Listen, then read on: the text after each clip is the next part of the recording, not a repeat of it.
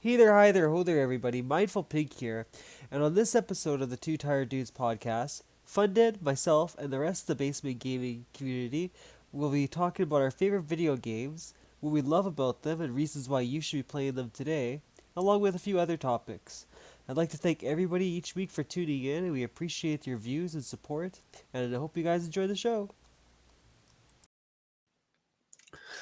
Alrighty, well, yes. Hello, everybody. It is the Two Tired Dudes podcast. I am mistaken for what I said earlier. Fundead is here. He is not at work right now. I don't know why I thought you were at work today, Fundead. No. I just got so Well, I did work confused. today, but I mean, Okay, and it's okay. So you were saying, so going forward, you'll just be on 8 o'clock, right? You're not actually working till 10. so yeah, Okay, good. Okay, so I'll be on at pretty much like 8 o'clock okay. instead of my normal like 7:30. Okay, that's really not that bad then. Okay, so disregard everything I said earlier in the stream. 8:30 maybe. I don't know. It depends on like what time I get home. Yeah, I know, but I mean, at least you'll be able to see you at one point, or so. I mean, so that's not that bad. Yeah. Alrighty. Well, I mean, you are the star of the show, Mr. Fundead. Let's hear what you've been up to for the past week. Well, I got a new job, as some of you know, from the Discord.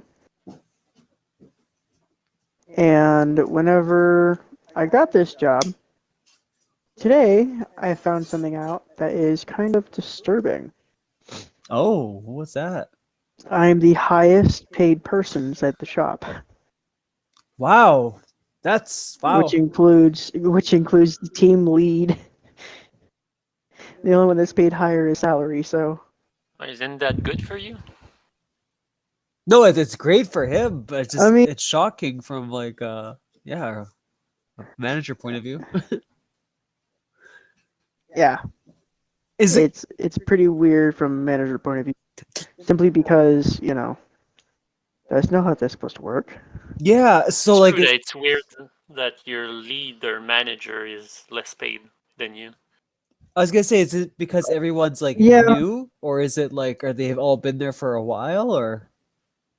they've all been there for a while. Wow, okay. Well, I mean, hey, kudos to you. You obviously must have said something amazing in the interview. Do you have more experience or something? Or... I mean, my team lead has been there for 20 years, so Whoa! Wow! Then they're not good at negotiating pay, I guess. I don't know. Because that's weird. I didn't even negotiate pay. You can't? No? No, I Oh, you didn't didn't? negotiate Okay. pay at all. Well, I guess they needed someone urgently, maybe, to fill up the spaces. Maybe, but at the same time, they still need 3 techs. So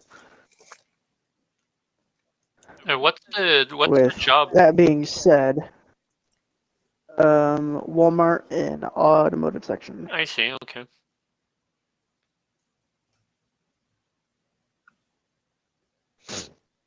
Other than that, I've been binging the greatest game of all time, Diablo 3. And I've gotten to the point where I keep having to upgrade my difficulty. I keep having to go up because it keeps getting too easy. I mean, that's the best part about Diablo, though. I love that part of the grind when you start to become overpowered. Yeah. When you start to become overpowered and then you're able to go up and you're still noticing that you're overpowered. So, yeah, it's like the greatest feeling of all time. It's like, wow, I've done this much. That's insane. And then you fall into that terrible cycle where you want to do it every single class.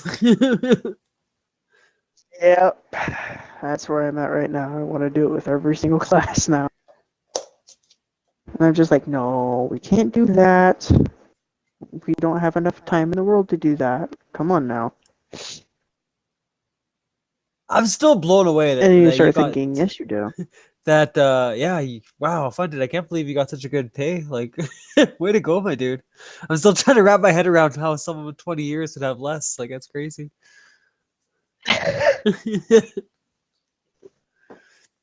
It may just be cents less, but it's still less. Yeah, no, yeah, it's the fact that it's still less. Yeah, I mean, way to go, buddy. It could also just be the fact that I have actual shop um experience with it. So, Oh, okay, yeah, that's true. oh, How's it been like though like you had your first couple days there now? Or today was your first official day?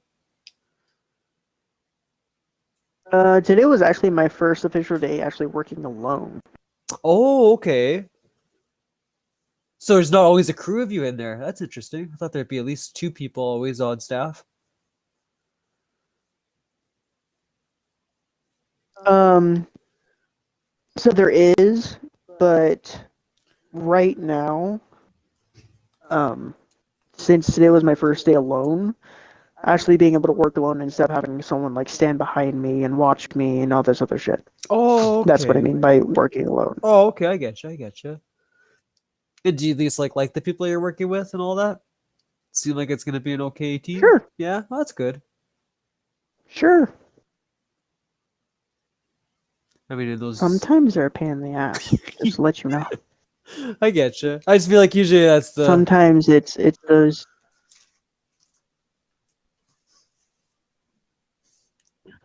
There's those days where you just like look at somebody and go, I really want to deck you in the mouth right now,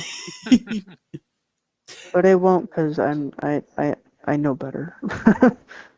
Hey, at least you're not driving anybody home now, like you were in your last job. Thank God. Oh Where, my God. what were you? What job were you previously? I was doing a shop job, so I wasn't working for a big company. I was only working for like a tiny little one I see. that doesn't really do much of nothing. Drove me nuts. But hey, it's okay. They let me go, so fuck them. Well, That's do you prefer what you're doing now, or Very much so, yeah. cool? It's more simple, and it makes it to where I don't want to cry myself to sleep at night because someone says I'm either stupid or I'm not worth enough. So, yeah, it's a good thing. oh, sorry, buddy. I didn't think it got that bad over at the other place. That's terrible. Oh yeah, it got rough. Well, now it's all better though for it. That's true. Yeah, that's a really good point. Yeah, it has gotten better, but you know there is moments where you're working at Walmart and you have those days where every manager is in a bad mood and you're just kind of tiptoeing around because you don't want to step on anybody's toes. So you got those days, and then you got the days where everybody is like super happy that you're there. It's a toss up sometimes. I feel you. That was kind of like, I mean, for us, we have Walmart as well, right? But our one that's similar to it is called Superstore.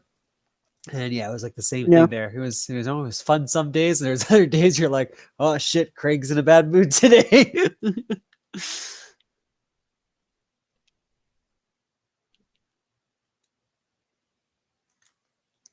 How about you, Cat Trooper? How's your week been? What have you been up to?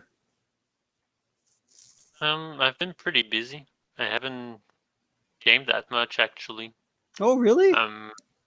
Yep. I mean, I've played the usual, a bit of Hogwarts, a bit of Valorant, and I've played the Resident Evil 4 remake demo. Oh, you tried it. Nice. Yes. So did you like the demo And at least, or oh yeah, for sure, it's awesome. I loved it. nice? But then again, I'm a big fan of the original game. It's one of my favorites, so I've been having mad fun with it. That's awesome. Played it, did a couple of playthroughs because it's short, so you can redo it after like 20 minutes. And this because there's a bunch of hidden stuff in it, and so there are interesting stuff to explore in it. I was just curious, like when you play the demo, does it like carry anything over at all into the actual game if you buy it, or is it just like that's it, like you're just playing the demo for the demo? I think you're probably just playing the demo, Okay. but if basing off the original game, one way or the other, the demo is the start of the game, Oh, where okay. Leod enters this weird town and ends up battling these people. So, Yeah, and no, then after he beats everyone, the bell rings and everybody goes away. yeah, like I said, I played a little bit of the Resident Evil 4, and I definitely got past that part. I think I got to the part where I can't remember if it was a crocodile or something that's in the lake and it attacks Oh you. yeah, Yeah, oh yeah, yeah. that's the part I think I finally stopped playing at. But yeah, that first part was so funny. It's like I said, it's so intense, right? You're like going through this house and everything, and then yeah, you're right. All of a sudden, the bell goes off, and they just all to the church. Yeah, no, I love that. It's like it's the closest like Evil Dead type of game, you know? Yeah, that's a good way to put Evil Dead it. being this sort of, campy action sort of horror movie starting from 2 and 3. And so that Resident Evil has a lot of that sort of weird campiness or like not very good dialogue that should normally not work, but for some reason does in this game. Uh, it's like a parody of like old action movies, Resident Evil 4. So I've been having fun. There used to be an exploit in the original where you would go on top of the bell and just wait for the zombies to go up, and you could just push them down. And Ooh. they've changed that in the demo. You go up there and then the floor breaks, so you can't use it as an exploit anymore. I thought that was a very nice touch. Yeah, I mean that's pretty good because the new fans obviously use that. But that's wow, that's such a good example of that game. Comparing it to Evil Dead. It is yeah, it is totally that same kind of vibe. That's a good one actually. Yeah. If they did make, I know they do have like an Evil Dead game, but if they were to make like a single player experience, that's definitely what I would Oh, for expect. sure. Yeah. And oh yeah, I also finished the Last of Us TV series. That Oh is yeah. very good. Highly recommended. Uh, the pacing is a bit weird here and there, but in general, it's really really good. And I think anybody would like it. Has broad appeal, so.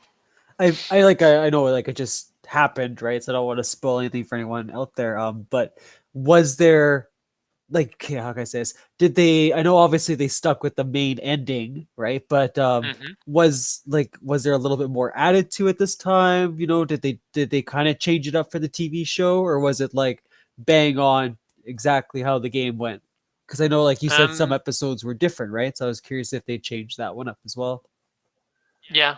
No, the ending is pretty much like the first game, Okay. and like pretty like very very closely. Um, the the only thing in the show is that they've like cut some part of or streamlined, let's say, the story, and Oh. uh, and otherwise they've added some, flashbacks and backstories that were not in the original game, Okay. Okay. which, in my opinion, doesn't add much. Like you would cut it and it would be just the same, but it's fine. It's not, disruptive or anything. No. Um, I don't know if I should say this. They've added how they've added a reasoning of how Ellie is immune to zombie bites, and Oh. I don't necessarily want to say it because it might be a spoiler, but it's super dumb, and that I really disliked. Like So you tell me if you want me to spoil it or not. no, like I don't mind. I was just curious in the actual game though, they never really gave you a reason like why she was immune. Because I didn't No. play the first one. Wow, okay. I thought they would have covered that at one point. That's surprising. No, and it's not important really. It's to know that. It's Yeah, that's really not true. necessary, especially that if that's the reasoning they initially thought, then it would be. I don't know. They should have thought harder. So did you want to share it, Ketchup? I don't mind if you want to. I mean, we said Sure. out there, right? Spoiler alert. Spoiler alert. So there's a backstory episode where you see the person voicing Ellie in the games is acting as Ellie's mom in the flashback, right? Okay. And she gets, while she's giving birth to Ellie, she gets bitten by a zombie and kills it. So she's about to turn, but somehow that the umbilical cord or something that is still linked to the baby somehow passed it out along, an immunity or something. That's the reasoning. It's extremely far-fetched, yeah, to that's say the least. that is kind of cheesy. Wow, that's up there with freaking how Harry Potter survived his attack. I mean, that Oh was yeah, with love. yeah, yeah. If that's going to be the reason, might as well, not say anything. It's true. Yeah, it's a little over the top, but they use those ones. So I think the only time I think the show was better than the game itself was, I can't remember. I think it's episode 5, the episode where they're trying to run away from bandits or a big bandit society or something. Oh, okay. And in the game, it's like there's wave after wave after wave of bandits that come in, and as gameplay, it works okay, but it's not the best. There's like a sniper at the end of in a house or something, but in the TV show, they make it way better, and there's more zombies involved and all that. So that was much better than the game, that part. But otherwise, it's pretty much the same, or they've cut out parts. Like they've cut out really good parts with the town, with the trap town, with Bill's town. Where in the Okay. game it's riddled with traps, and you have to, go ahead and dodge some, and try to go through the town without blowing yourself up, and you get trapped, and there are zombies, and so it's very tense. And they've cut all that from the show, so that was a bit disappointing. But in general, it has the soul, the meat, it has the whole base of the game, so it's really good. Pedro Pascal and Bella Ramsey really do a good job of portraying the characters as well. So did they say anything yet about like when a season 2 would come out, or has that not been discussed yet? They've said they wanted to do the second game as a second season. Yeah. And they're not sure if they're going to do a second season and that's it, or if they're thinking they might cut the second game in 2 seasons, so season 2 and 3, and then it would Okay. be done. But to this point, it's only speculations and what some people have said, but it's not set in stone. Yeah, like I said, that's the bad part with this, is like after the second game's done, if they want to keep going with it, they have to kind of do their own story, right? Well, they said that they only wanted to do as far as the games went. So. Oh, okay. And I think it's most likely because Neil Druckmann is heavily involved in the process of making the show. Like he's really involved. He's made some of the episodes, I think. Oh, as wow. well. Yep. That's awesome. Yeah. So, yep. Hey, Mindful, I got a question. Yeah, buddy, what's up? Do you know the like where A came from. Oh, like the Canadian A? Like A? Uh huh. No, no. I learned I learned this just like a few days ago. So you know how like the stereotypical like everybody in Canada says sorry and they're super polite. Yep. I would say it depends which Well, province, but A actually means sorry that you have to hear me talk and hear my voice so much. That's what A means. does it? That's so funny. I lost my shit whenever I heard that. Like that's funny as shit. I gotta Or tell Mindful about that. is that a joke or is that accurate? That's it. Oh, That's dumb. I know, it's so funny. Like we all use it too. That's so weird to think that's what it means. But I agree, Cat Trooper. It really does depend on the province how nice the Canadian will be. Oh yeah, and which part of the Yeah, province, right? exactly. Yeah. Oh lordy. Sorry, Funded. I did forget to ask you though, because you had a little more free time on your hands, and I know you finished that one series. Up. Did you get a chance to watch anything different? Well, not really. Me and my fiance are working through a anime that Ooh. started out as a webtoon, and I've already read the webtoon, so I already know what's happening. But they've done an excellent job at animating it. So, Is it just like on? Was that one called Crunchyroll? Is it on like an app like that, or? it's on Netflix. Oh, it's on Netflix. Ooh, what is it? Yeah. So it's. Hold on, hold on. I seen a screenshot of what it looks like.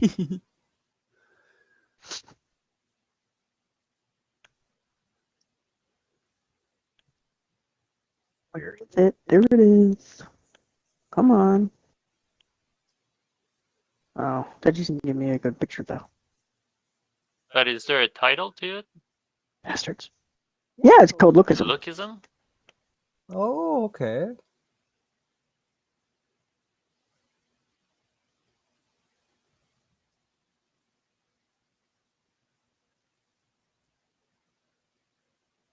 Mm-hmm.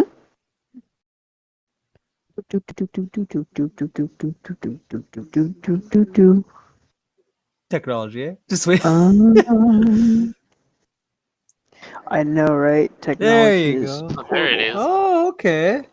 So what's this one about, Funded? I'm not telling you nothing about it. What is this? Watch it and you'll find out. I refuse to talk about this one. Okay. Watch it, read it, whatever you want to do, but I'm not telling you jack dilly squat about it. All I can tell you is that it's awesome. It's really good. Oh, and trigger warning, there is bullying and strong language and stuff like that, you know. Oh, okay, yeah. So it's an adult one. Okay, I'll have to give that one a shot But then. it's not Oh, bad. wait, they're in high school or something? So, again, you gotta watch it because it's anything I say will ruin it.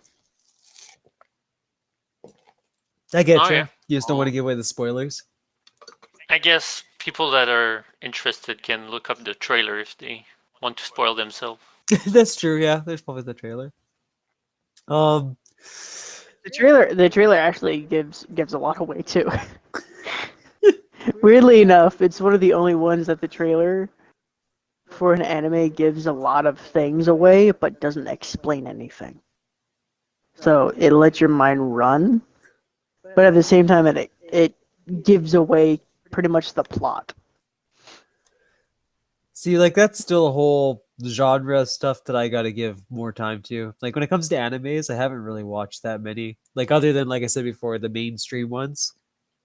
But like I don't know, it's probably been over So a decade since I've given an anime a shot.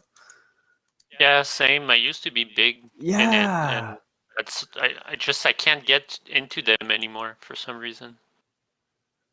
Like Because it's all the same thing. yeah, I think that's exactly it. Yeah, there used to be variation, and now it But just lookism is different from like your mainstream stuff. It's oh, definitely on the odd side. Because usually things like this would be like, oh, like this is a brand new life kind of thing. No, it's not. well, okay. Yeah, I know Cheyenne. She's been I'm being watching. vague for very big reasons. She's been watching Dragon Slayer. That's one I have to, or Demon Slayer. Sorry, that's one I have to look up one point with her. Demon Slayer. This I fucking thing mean, has Dragon to go. Slayer sounds a Yeah, lot more badass. But yeah, I still haven't watched that myself. you too, yeah. Yes, I said like honestly, it was like Naruto and One Piece and Dragon Ball Z, like all those ones I used to watch like crazy. Yeah, That's okay. it's a nice show, Funded. Well, maybe that'll be my Still all good shit. That's true. Maybe this will be my So, dip back into anime. Um, okay, what have yeah, I highly recommend watching that because it's really good. It takes a lot to impress me with a TV show, so they did a really good job. yeah. Because usually I'm super picky with my stuff, so because I grew up with Hellsing and Dragon Ball Z and stuff like that. It's really it's hard enough to try to beat Hellsing as is. That's true. Yeah, Hellsing was another really good one. Do you Hellsing prefer was Helsing fantastic. Original or Helsing Ultimate? It depends. It depends on the mood. Because I always thought Ultimate was quite superior, and which is Ultimate surprising was because really good. I usually prefer the original that they came Have you? out. Here's the question though. Have you seen the abridged version No, I don't on watch YouTube? abridged versions or stuff like that. No, You should. It's absolutely hilarious. maybe at some point. They did it. They did it just for a stupid gag, but it absolutely blew up, and a lot of people like it. So it's not horrible, but it's not like great. Has its moments. I still want to finish up. What's that one called? Trigun. I never did finish up that one, and I never got a chance to. Trigun? Yeah, I never got a chance to watch Full Metal Alchemist. Those are two I still wanted to. Oh, you definitely have to watch Full Metal Alchemist. Yeah, everyone says how great that Yep. series was. Like I No, really it really is. I feel like I missed But out I big time. have to say, everybody says like Brotherhood is like the best, best one. But I've always Brotherhood's preferred the good, but it ain't the original, best. TV series. I thought was much better. What did you like more about the Agreed. original one over the Brotherhood? Well, first of all, the look of Oh, it okay. is weird. Of Brotherhood, it's like almost like watercolored, and I don't know. The look of it is weird, but beside the look, I find the writing of the episodes and the seasons are flows better and are because the Brotherhood goes a lot in details and with big conspiracies and all sorts of stuff. Okay. And sometimes it gets lost in the details and the side characters compared to the original series where I find it's much more concentrated and focused and flows better. And I really prefer also the ending of that show. Yeah, I'm pretty confident it's on Netflix. At least one of those, so I'll have to check that one out. I should just get Crunchyroll so I can get it all, but I was trying to remember. I know you've shouted. I mean, Sorry if I did. Go ahead. if you get Crunchyroll, just know that if you don't like reading and watching, some shows will be difficult simply because a lot of it is not dubbed. It's a lot of sub, but Okay. it's okay. Yeah, that's not I too like bad. reading and watching, so. Yeah, like you get used to it after a while. But, well, that and also whatever they say in Japanese, as long as into text, you get the actual form of what they're trying to say instead Oh, of, having English go off and do it completely different, say different things, just so it matches the mouth. that's pretty good. Yeah, usually it's always not even close to what they were trying to say. Yeah. And then I was gonna say, Yeah, because I've looked at both of it, so that's how I know about this. I'm like, yeah, I'd much rather just get the actual true thing. I get that. Yeah, you want the real experience. Yeah. I know I'm gonna screw it up. So, but Cat Trooper, you've shouted out this show a few times. Was it Neon Genesis or Oh, fuck! I always. Yes. Yeah. Neon Genesis Evangelion. Yes. Thank you. Like back in the day when you could get like little DVDs, with like a few episodes. I remember I had a huge collection of that one as well too, and I really enjoyed that anime. That one was really good too. Oh yeah, I don't think there's a. It's one. If it's not my favorite, one of my favorite animes of all time. It's so good. Yeah. It's very special. Like there's nothing to compare to that anime. No, it was spectacular. I love that one. But did you see the ending of that show? The end of Evangelion, like the I movie ending. I think I did watch it on YouTube. Yeah, like I said, I had so many like random episodes, and then once I figured out you could see stuff on YouTube, then I kind of spoiled all the rest for myself. Yeah, I just uh, that one was just yeah, it was just that was a fantastic series. I remember I really liked that one. And then I'm sure you guys seen it too, but Fairy Tale was another one I really got into. My friend showed me that one. I haven't got into Fairy Tale. That was not bad. That was good. Yeah, that one's good. And then My fiance freaks out every time she hears the theme song for Fairy Tale. My fiance as well. Yeah, really? yeah. I don't know if you guys seen it or not too, but we used to have this kids station called YTV. Well, I mean, you probably know a Cat Trooper because you're in Canada. But late at night, right, you'd get those cartoons that would come on, and I think Yeah, the animes. yeah, I think it was it dot hacks or is it dot slash hack. It was supposed to be like an anime, but it was like all about like an MMORPG. That one was really Yeah, cool. it's Dot Hack Sign, Thank which you, is thank you. Yeah, TV series, is the anime series of what happened before the Dot Hack GU video game series. yeah, that one was so good though. I remember watching it. I was like, "Holy fuck, this is Yep. awesome!" It's just like a really interesting like concept, like actually people playing a game, but you're watching the anime series of it. Well, I mean, everybody freaks out on Sword Art Online, but I wouldn't be We'll be right surprised back. that they've stole a lot of ideas from the Dot Hack series. Oh yeah, for sure, right? But yeah, no, the Dot Hack GU is my favorite of all the Dot Hack series, and those are really good games and interesting.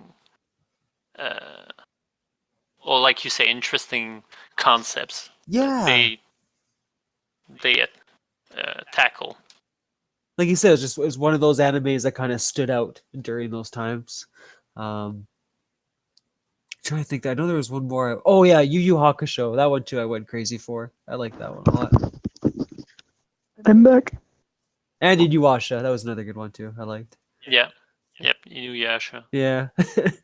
So there was that little time. Wait, you haven't seen it? No. I did see that one. Have you? Okay. I was saying that one and Yu Yu Hakusho was there what I was really into when I was going crazy for anime.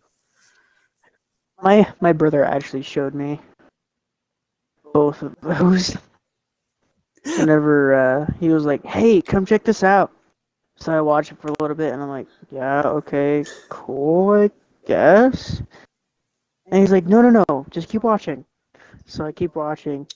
I'm like, "Oh, I get why you're watching this now. This is cool as shit." Yeah, I know, right? Okay. Yep. It took a bit for that show to get going. I'll always remember that show too, because I remember we were all sitting around my kitchen table, like me and my school friends, right? And we, oddly enough, we were playing the wrestling card game, the TCG, and I bought like a whole disc pack of, like I said, random animes, right? And that was one of them that I had, so I put it on. And I guess one of my friends was half listening, and he's like, "Is this show called was it Yu-Gi-Oh! Hockey Show?" I was like, "What?" I was like, "No, it's Yu-Yu Hockey Show." But like, I just always remember that whenever I bring up that game or we start that TV show, Yu-Gi-Oh! Hockey Show. That's hilarious. Another anime that I loved and still love to this day is the Claymore anime. I don't know if you've seen them. It's the one season. They couldn't finish the drew all the way the manga did, but it was awesome. It was called Claymore. Yep. Ooh, okay, I'll have to look that one up then. Yeah, it's basically in the medieval times where there are the humans are not the top of the food chains. They're yomas, like they're sort of monsters, I guess. Oh, And what they okay. do is they go into towns, they eat someone up, and then they take their form. So it's a bit of a werewolf type of situation. So they find the body, but they don't know who um, who is disguising themselves as a human, and the only people that can distinguish them are claymores, which are half Hyoma, half humans type of thing That is a that cool are concept. Wow, I like that. made by a sort of obscure organization, and so they are sent as these detectors, and then they fight the Yomos when they find them. But the thing is, every time they fight and they use Yoma power, they get themselves closer to being a monster. But so there's this whole the characters are really well written, and there's this whole um, fraternity that is very interesting between the warriors and how they're made and everything. It's a sort of a dark sci-fi fantasy ish type of thing. And it goes way beyond what I've just explained, but that's the initial concept when you start the show. So, and really goes to places you don't expect. So it's are highly recommended. Yeah, And yeah, that sounds good.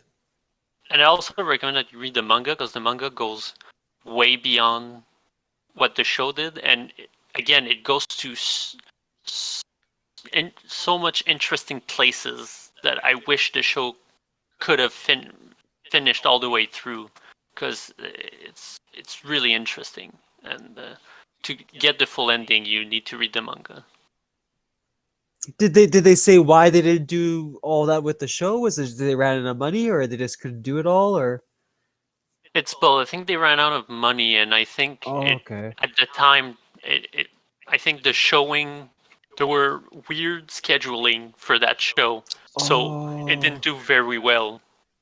But after the fact, it has gotten a lot of praises, and it has only gotten more popular as the years went on. So okay then. Yeah, yeah, I'll have to look at that. I like that idea. That's really cool. Not knowing like who the enemy is. I always love plots like that. um, oh, what was I gonna say to you guys? Oh, have either of you guys seen the one what's it called? Attack on Titans? Is that what you say? Yeah, I think that's the Attack title. on yeah, Titan. Yeah. yeah, everybody loves it, but I wasn't able to get into it. I watched like 5 episodes, and I was honestly bored. I didn't like it. No, I was curious because I yeah, mean, at least you did better than I did. I fell asleep in the first episode. okay, so like 'cause you always see people like hyping it up, right? I'm like, is it really as good as they're describing, or? Personally, I just think it's because the Titans we are weird, like their faces and their way they animate and move For is the memes. super weird. So people are creeped out and they're like, "Oh my god!" But Oh, okay. otherwise, I don't know why. I don't know why. Yeah, because It's worth a meme. the Titans are kind of like humanoid, right? Like the way they look. Yeah. Yeah. Okay. Because I see like screenshots and stuff. So.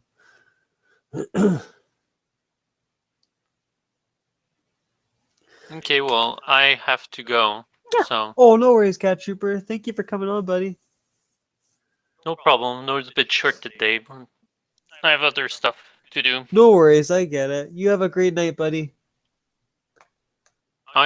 You too. All bye. See you later. Bye. Well, we still have Sleepy. I know she was gonna hop on later on, and we'll see who else might be popping on. Um, oh, hi, Cheyenne. Hello. Whoa, she's here. Surprise. Go into another room now. Hi. Yeah, you might have to move a little bit. Okay. Sorry. I'm getting shunned. Just because of the echo. Yeah, I think that's better now. Shine, if you say something. Hey, what's up? Yeah, okay, that's like 1,000 times better. Well, Spotted. Cheyenne, did you want to share some stuff about yourself? I know you feel shy too. Like in what context? Well, anyone that's a first time guest, right? They get to share. Like you do stream. You can share. Barely. You can share anything you want about yourself. For those of you that don't know, obviously Cheyenne is my girlfriend. um, yeah, I mean, there's a lot more to you than just that. I mean, you can share anything you want to. It's your moment. Um, well, I stream like she can't talk. once a month. I don't know, like I'm pretty laid back. I like to party with the girlies. Um, as far as games go, like I play Dead by Daylight a lot and probably Sims. Um, yeah, I don't really know what She to just say. plays Sims. Yeah, Cheyenne's really big into The Sims.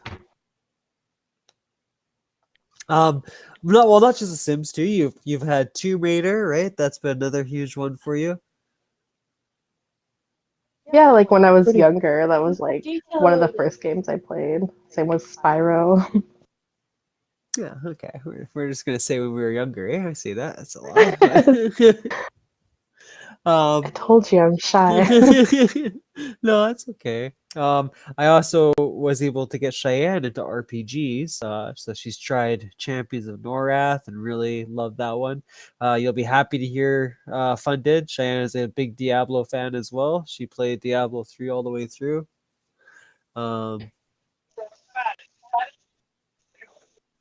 Trying to think, what other RPG? I know we had a few RPGs. So what you're saying is that we have another Diablo nerd, huh? Oh yeah. Sick.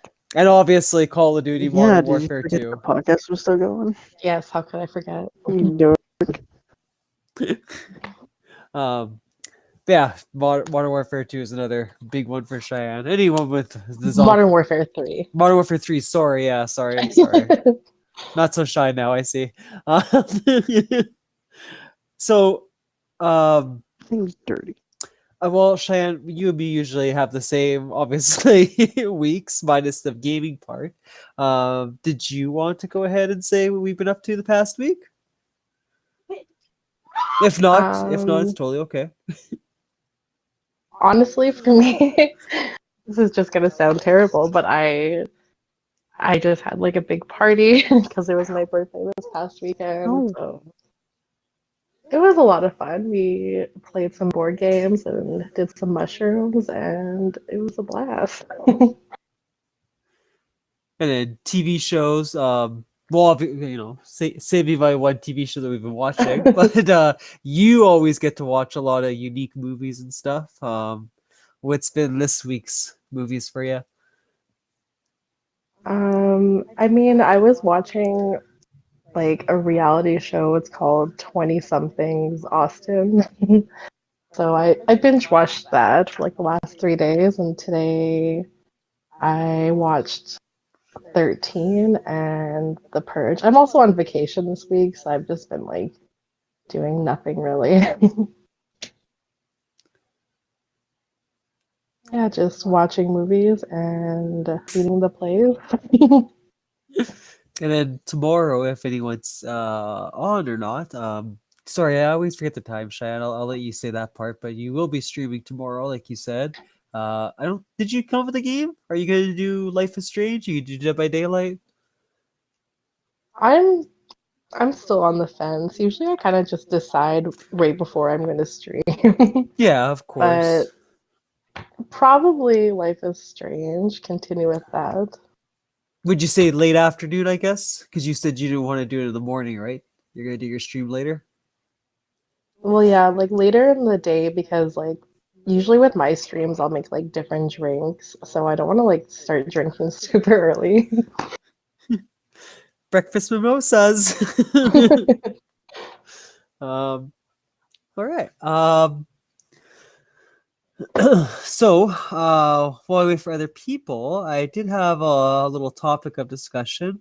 Um, I'll let either one of you decide who wants to go first. But basically, I just wanted you guys to, doesn't have to be one, it could be multiples, but shout out some of your favorite games, and hopefully, you'll be able to convince some people why they should play that game. So, like, example, I'm very passionate about Gems of War, right? And when it's my turn, I'll give a few examples of why I think people should play that game. But out of the two of you, either one of you wants to go first. I'd love to hear what kind of games you think we should all be playing. I'll let Fundead go first. Really? Tag Really? team. Yeah, sure. Sure. Oh, we know what yours is, Fundead. I love hearing you rant and rave about this game. Oh yeah? Unless you're gonna shock me. If you think I'm gonna say if you think I'm gonna say Dying Light, You're wrong. you're sort of Oh, mistaken. I recommend playing Slime Rancher or wow. Slime Rancher 2.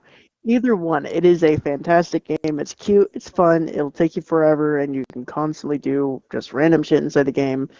And also, it's made by like 2 people. Seriously? That was made by 2 people? So, yeah. Wow. Yeah, it was made by 2 people. That's crazy. The first one's so They're like, good. yeah. Wow. Fucking Wow. crazy how it was only made by 2 people. Yeah. I'm blown away. Oh my But the god. second one's really cute. Really cute.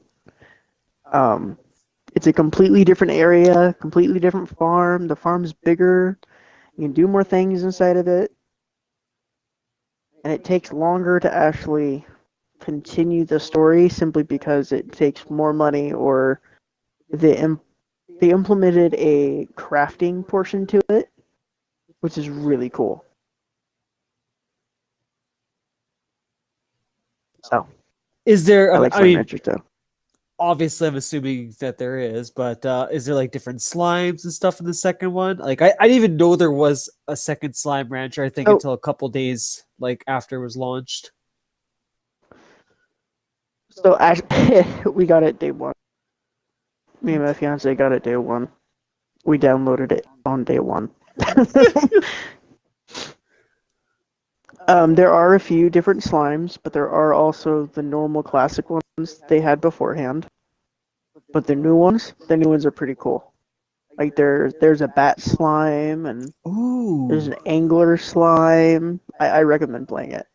It's really cool. There's a bunch of different ones. Ooh, that's nice. Sorry, I just want to give a little special shout out to Shannon. Hey, Shannon. She just subbed for, what is it now? Let's see here. 4 whole months. Woo! Thank you, Shannon. Wow. Yeah, look at you go. Shannon, this is a special podcast this time because you actually get to hear Cheyenne's voice on it.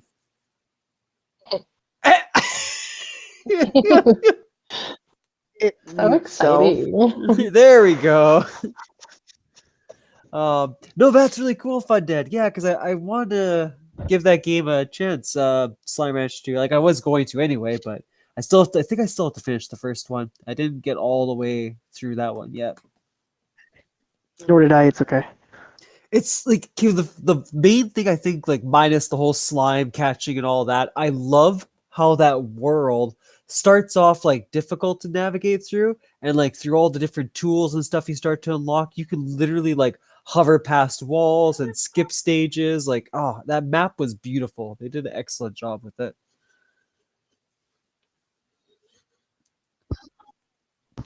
Actually, I got so good at navigating through the actual world. Um, I I didn't use tools. I didn't use teleporters. I was just able to run around everywhere.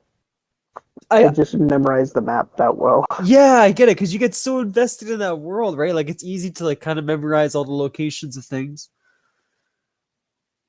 I like the Quicksilver little mini game thing. It's my favorite thing in Slime Rancher 1. It is so fun.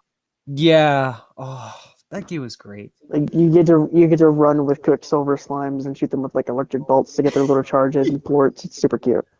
It's so fun. Yeah. Turns your little vacuum into like a taser. It's hilarious. I said that's an excellent shout. That is definitely a game everyone needs to experience, at least one or two. It just At is.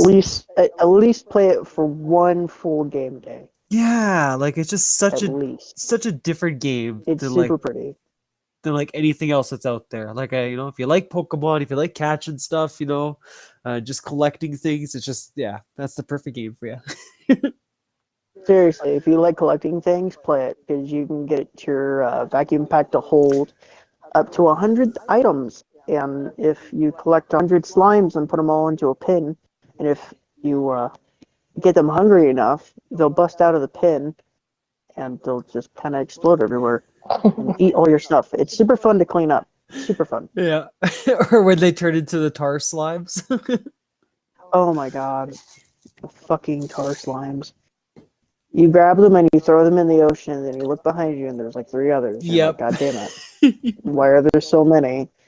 Where did you get the other plorts from?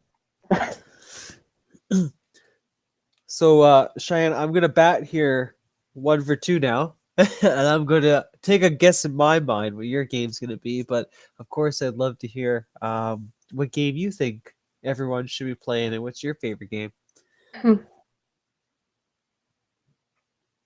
I mean, just because it's kind of slightly newer, I would say Dead by Daylight. I mean, I'm kind of Yes. biased because I like horror. So it's just like, you know, it's a lot of fun. Like, it's really addicting. Like, me and my sister play it every Sunday for like hours, and it's like scary, and you just gotta think.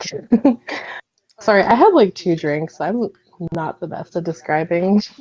No, it's actually the perfect time because Fundead hates that game. So Oh, if you could give him some good I selling points. absolutely despise that fucking game. I played it already. I played it once before. I still fucking despise the game. wow, that's rude. I cannot get into it at all. I'm like I cannot get addicted. a handle of the controls. I can't get a handle on fixing the generators. And I always get killed first. Out of every single game that I played. I was like, nope, I'm done. I give up. Sucks to suck. Just kidding. Exactly. That's why I hate it. It's just a lot of fun for me. Like I just get excited over like spooky and horror. So like for me, it's like the best game ever. And like when I first started playing, I didn't know how to do the generators. It took me like 2 months to get a hang of it because I thought like you had to like let go of the button when you actually had to press the button. So that was fun. But yeah, it's a good game and it's kind of like a comfort game. It takes skill, which I do not have. Would I you ooze skill. So like for you though, like I because there's always like different things I guess that capture your attention in a game. Like I've tried it for Funded where I'll try to get Cheyenne to play a game, but she's just not into it. I was like, damn, like this is an RPG, but you liked RPGs. But there are certain I find mechanics and stuff that Cheyenne really gets into. So for Dead by Daylight, is it just because of all those horror icons? Is that what really captures you into it, or like do you just really like the gameplay of it, like the hide and go seek part, or?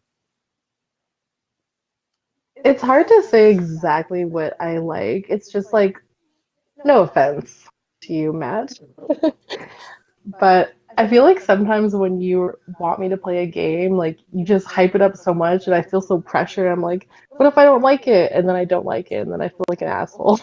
That's fair.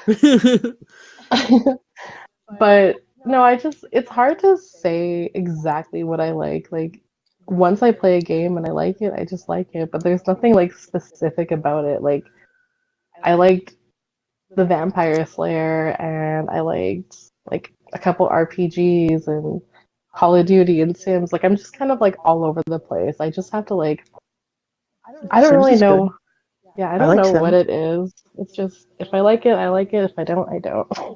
See, she's not even Out joking. of all the games that you just listed, Sims was the one I liked the most. She's not even joking though, Funded. Like she literally wouldn't play Sims 3 until she was sick of Sims 2. And I have had Sims 4 waiting for a good freaking year. Like it's free to play now. I paid for that shit. And and she's still like, no, I still want to play Sims 3 for a little while longer. I feel that. I feel that. I used to play Sims on the Wii, right? I played it until my it died. That's cool. I I didn't. just feel like with sorry. No, go ahead. I was gonna say that's cool because I didn't realize there was a Sims game on the Wii. Yes, and there was a fish hack where you could get infinite money with them. Yeah, I know all the cheats. Yeah. Why don't you play the game long enough and actually? This is hilarious. But I feel like Sims 4, there's just like so much going on. It's like do this and do that, and let me teach you how to do this, and you can choose this and this and this and this. It's like holy shit! Like I can't focus on 30 things at one time. I mean, it's so with the new Sims 4, right? It's not exactly hard to get into and hard to get a handle on, simply because as long as you choose one thing and ignore everything else, just ignore everything else. But Just there have was fun also with like it. Don't try to progress the game at all. Just play the game just to play the game. Sometimes they get into like a really evil mode and I just kind of trap people in bathrooms. yeah, that was like my dad. Like he used to play Sims just to like kill people. It's Yeah. kind of like I was gonna wild, say, but yeah. trap them in the pool. That totally reminded me of your dad. no, but like with like I used to play Sims 2 Pets like all the time, and then Mindful bought like Sims 3 for me, and I just like I couldn't get into it, and then I started to play it, and now I'm obsessed. So like I'll get to Sims 4 eventually. 12 years later. I'm just trying to upload And finally you started. there. That was the other one. Just try to upload what? That was the other one that Cheyenne and me really got into. There was one for the PSP. It was so good. It was, I don't know, like it was Sims A, but it was a different version of Sims, right, Cheyenne? Like, how would you even describe it? You had to help around the town that you were in, and you were trying to solve a mystery. I can't remember now what the mystery was. I think your car disappeared or something ridiculous. It was like the bat person. Like there was someone who like lived in a cave or something, and I don't Oh know. There's like yeah, it's like a murder mystery type game. It's yeah. interesting. It was just really weird. It was supposed to be Sims 2, but it was like completely different.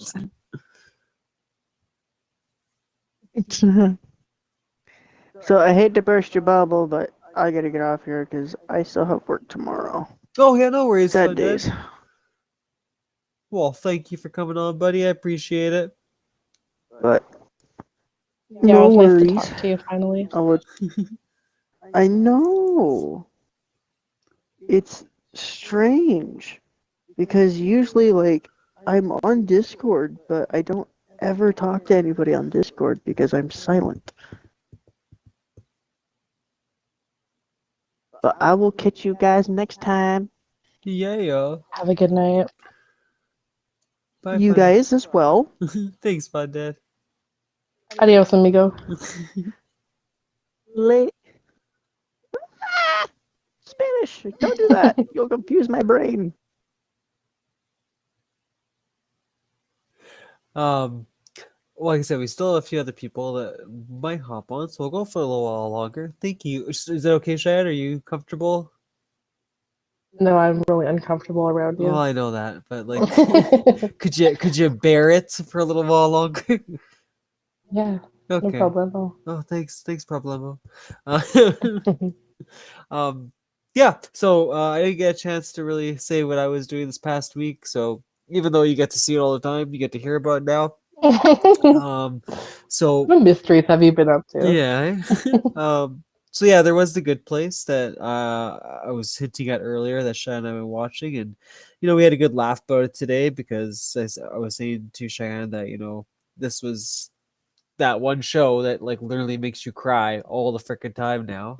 It's just getting so good. I'm excited to see how season 4 finally wraps it up. I I stand by my original point that season 1 was amazing. It'll definitely hook you into the series. Season 2 is the one you just kind of gotta grind your teeth and get through it. Halfway through season 2 starts to get like an idea going, and you're like, okay, they're kind of finding their way. And by the time it ends and season 3 starts, you're back on board again. And I think season 3 not as good as season 1 because season 1 just had something completely different, but season 3 was definitely the way season 2 should have went. And yeah, like now season 4 just kind of carrying that story over. I think it's gonna be really good. I think it's gonna be a really good ending. I have lots of different theories and thoughts on how it's gonna end. Um, I don't want to spoil too much for those, so spoiler alert, but I do feel at the end that Chidi and Eleanor will not get back together this time. I think that's how they're gonna end it. Um, I don't know. What do you think, Cheyenne? So, you might not fully agree with me, but honestly, like, after season 1, I kind of fell off and I haven't really fallen back on. Like, it's basically because of like the characters I like that I've stuck around and the fact that like you like it so much. But like, I feel like season 1 was just like amazing, and then like season 2 was kind of like, and then season 3, it's like kind of like the same story over and over and over, and I'm just kind of like, I don't know. I just haven't been in it since season 1, but I'm still watching it because there's like funny people and funny moments. Um, but yeah, like, not to ruin a lot and like spoiler alert, I feel like Chidi and Eleanor are gonna get together, but I feel like everyone's just going to like end up in the bad place. But I feel like Michael is gonna like take over the bad place, and like Sean's gonna get like outcasted or something. Because like, the judge has been like threatening him a lot, and I feel like Michael was in the bad place originally. I feel like he might just like take over and things will be a little bit better. Yeah. I mean, no, you're right. It very well could go that. I like the idea of that. I almost feel like if that was gonna happen, that they would almost change how the bad place is, because Michael's changed a lot from who he was back in season 1, right? So if he did take the bad place over, I feel like it wouldn't even be the bad place anymore. That whole idea would almost get wiped out.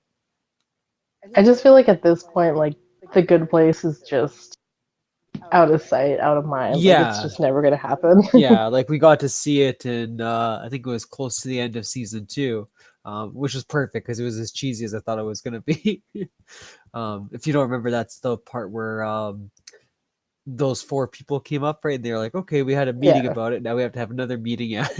I don't think I said it to you, and if I did, I'm sorry. I apologize.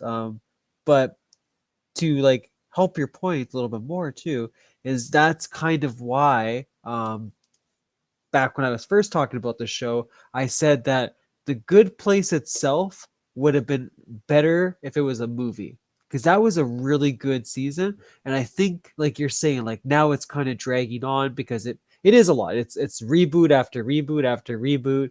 You know, again watching Chidi and Eleanor fall in love.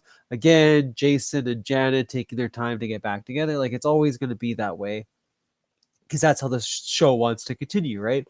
So if they were just to done that in a quick 2-hour movie, I think it would have been just as good as season 1, and I think you would have been just as satisfied with the ending. Now, however, I do think that there is a TV show in there still, and I don't know if I told you this or not, Cheyenne, but I feel like they could have just done The Bad Place and had every like episode be about a different demon, because there was a lot of funny demons there, and it would have been I like there was so many times that they would have like, you know, the little coffee break whatever part, you know, where the bad place is talking to one another, and like they're all dicks, they're all funny, right? Like they're just, I don't know, they're entertaining enough where I feel like that would have been a good TV show, you know, like this is the life of Larry the demon, this is the life of, you know, Gary the demon. But you know what I mean? Like I don't know. Like I feel like that would have been a better TV show because you can make it go on longer. You know what I mean? Like the plot. You know, they could make up their own little thing.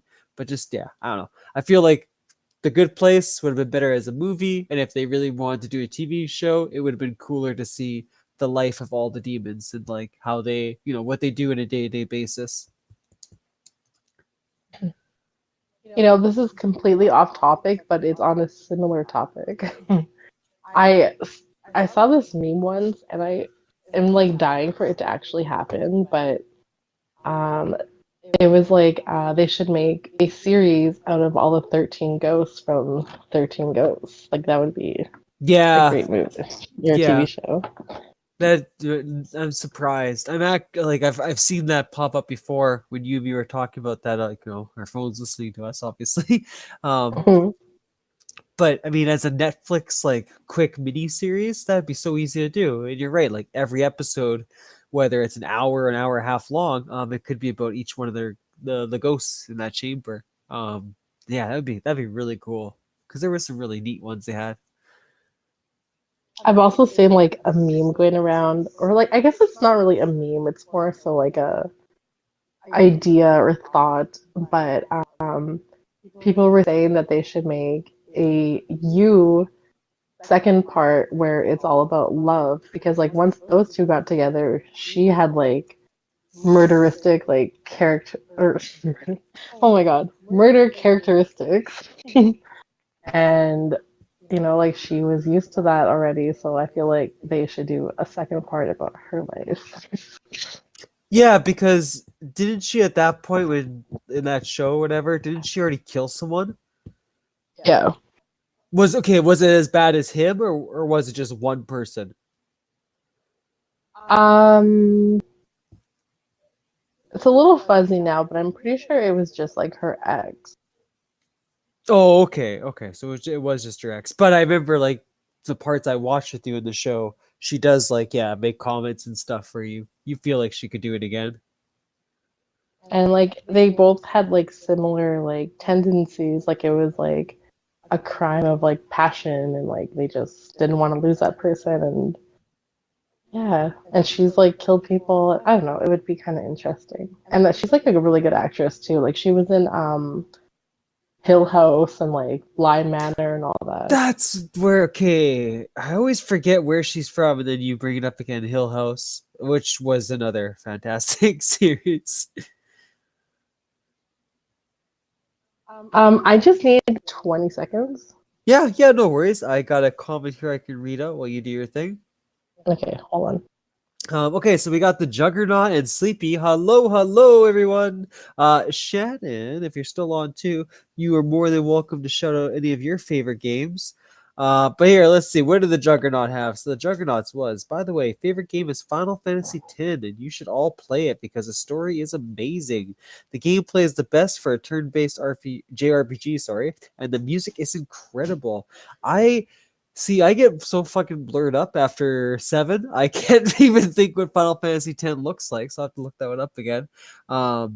But I agree with you. Like, Final Fantasy games have always been fantastic. I don't think I've ever seen a Final Fantasy game trailer and go, that looks like crap. Like, I'm always blown away. It's like, holy shit, the PlayStation 1, 2, 3, 4, whatever has that power, has that capability. Like, I agree with you. Sorry, I was reading your comment there. Yeah, I've always been blown away by the cinematics, the Final Fantasy series. What's wrong with my shadow command? What you talking about? You don't like my another great streamer?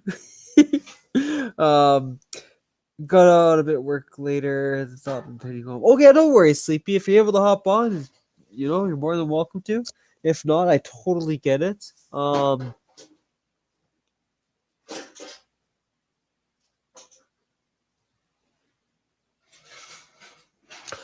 Oh, I'll have to look that one up. I had Solarial help me with that, but maybe I screwed up one of the steps she gave me. Thanks, Juggernaut. So that's why, because I kept like shouting it out. Yeah, people would say like, "Hey, Matt, the link's not working." I'd be like, "What do you mean? It's right there." I never even thought about that. Okay, thank you, Juggernaut. Hey, you awesome dude, you always helping me out. So yeah, back to the original topic of discussion. I was watching The Good Place. Then we rambled on about our theories. Other than that, I don't think I really watched anything different this week. I did a lot of King of the Hill.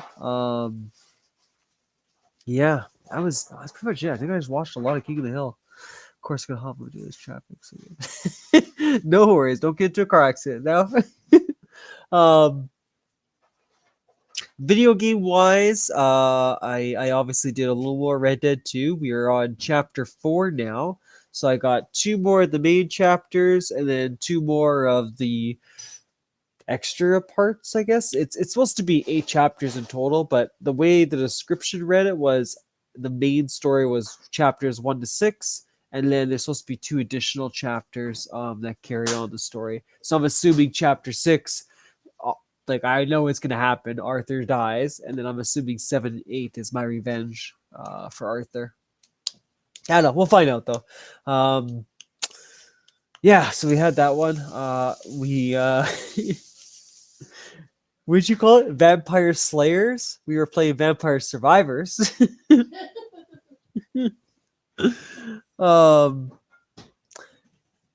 That one, it is what it is. Like I'm honestly just playing Vampire Survivors just to try to unlock every achievement I can. Once I get bored of that, I probably will drop the game off. I'm trying to think. What did I play for Mobile Wednesday? It was Idle Planet. That one was pretty fun. Like, it's like Clicker Hero. It's like all those kind of games, right? Like you're a big ass planet. You're interacting with a big ass planet, but you're actually in a spaceship, and little creatures will pop up on the planet, and I think you can have 10 of them circle the planet total. And you basically click on it, it evolves into something else. And then once you click on another one, and it's the same creature, you can combine them together, and it forms a new creature. And you can do this about 5 times per planet. And then once it gets to its 5th evolution, it flies to the next planet. And then you can go to that next planet and combine, creatures together. But how can I say this? The first planet is the generator. It's making all the creatures. So when you go to the second planet, there is no other creature to spawn. You have to go back to the first planet, do the whole process again. After the 5th evolution, it'll fly off to the next planet, and then you can combine them together. So it's a time sink. Once you get past that first planet, each additional planet, which I think is 4 in total, just become huge time sinks. You're literally sitting at the first planet just clicking on it over and over again because it has a timer, right? So every 15 seconds a creature will spawn. Or you could just click, click, click, click, click, click, and you can make that timer speed up, obviously a lot. Yeah, and then you generate. It's basically coins, but they're not coins, right? They help you buy stuff in the game. So you can use those coins to buy more creatures at certain evolutions. So you could, skip past 1 and you could buy all the way to evolution 3, 4, or 5 if you want to. Or you could even buy for the other planets. But it does obviously cost quite a bit. And the part that I like about it is, like, let's say the first time it costs $10, the next time you click it's going to cost 20, then 60. Just it skyrockets. So you can't cheat basically to get your way to the end planet. Like, eventually you're going to hit a point where it costs way too much to make those troops. So you kind of have to strategize when you want to use that ability. And then, speaking of which, you do get abilities too that you can add on, like upgrades and equipment. And when you feel like you're getting bored, they have like a little mini game that you can play that helps you get coins. You can also go back into your spaceship, and at one point you get a second spaceship that kind of does adventures or journeys for you. So it'll be gone for 10, 15, 20 minutes, whatever the case is, and it'll come back to you. And then sometimes it just gives you, the basic, here's some money, here's some extra things I found. But every once in a while, you get something cool for your spaceship, and then you get to add that into your spaceship. So, posters. I think last time I got a vacuum robot, right? So when you go back into your spaceship, you see all this shit just on the left and right hand side of you that's kind of floating around or hanging up, and it's just things you collected. So it's a nice little flex, right, for the people that get further in the game. But like I said, it is a time sink. It is a complete and total time sink. You will not get any value playing this game other than the fact of, hey, I'm playing a cute little clicker game. So if you get into those, I get very addictive. And I just want to keep going as far as I can because I need to be the best in it, right? And it's such an easy concept to become the best in. But other than that, yeah, it's it's a game you'll pick up once and then you'll never touch it again. Sorry, Juggernaut, you had another little shout out here. So also not my favorite game, but Near Automata.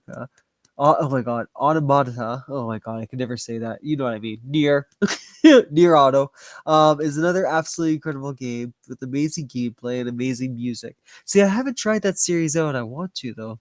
It has the greatest message I've ever seen in a video game, along with 5 main endings to the game and 21 sub endings. Holy shit! I knew it had like multiple choices at the end, but I didn't think it offered you that many. That's insane. But it is I'm another. back. Oh, hey! It is another game, yeah, that I would love to play. I want to say one of them's on Game Pass, so maybe I'm wrong now. Yeah, so let's see. Okay, so we did Red Dead 2, we did Idle Planet. Monday, I think. Oh yeah, Monday and Tuesday stream is Diablo. I went back into there for another week. Haven't touched it now since. And then Monday we got to play Apex, which I just fucking blew the coop on that one. Let me tell you, like, it was the worst online experience I have ever had. Like, I couldn't get shots in. I was just sucking left, right, and center. And thank God for 2.6, because, like, literally saved my ass. I know on Discord was saying that he wasn't like the best at it, but it's like, no way, man. Like, you fucking were awesome, and you totally carried my ass. And we had a good laugh together too, because he was talking about how, like, when he's watching me, he could tell I'm just kind of like walking around aimlessly. It's like, yeah, you nailed it on the head, man. Like, I have no fucking clue where I'm going. Like, if you're not moving, I don't know where we're going. What's that, the Juggernaut? I highly suggest it. Just, so what it is that there are 21 endings and you can kind of just run into. Okay, then there's the main endings, which is ending A, then ending B, then playing the game after as different characters. You get ending C, and takes place after both of those is D and E. Oh, okay, so it almost encourages you, to play it multiple times. I'm curious, Juggernaut. Yay. Yeah. I'm curious, Juggernaut. Is it like a long game? Like, are we talking like a 50, 60-hour game, or is this more of like Star Wars Fallen Order, where it was 25 to 30? Because it's not too bad. Like, I mean, Fallen Order, I'm willing to play again. Like, that was a quick, fast game. I enjoyed it. It has New Game Plus, so definitely worth a shot. Apparently, you get different endings in that one too. But yeah, so that was pretty much my week. That's all the games and all the movies I did. No, I didn't really have anything upload this week on YouTube for you guys. Because Cheyenne's on vacation, I'll get my beard trimmed up, and then I can actually do my disgusting can video for y'all. I don't know. Maybe tomorrow I should just buy the cans, and then Friday I could record it. Depends how Cheyenne feels. Friday's her day, so we'll see. If not, then next week we'll think of something. We'll get that started. Okay, so it's 40 hours. Play it once, and you have to beat the 5 endings in order. Oh, okay. So 40. That means not bad. 40 hours is pretty decent. What are you clapping over there? I'm not. It's the lighter. Sorry, I had a nervous habit. I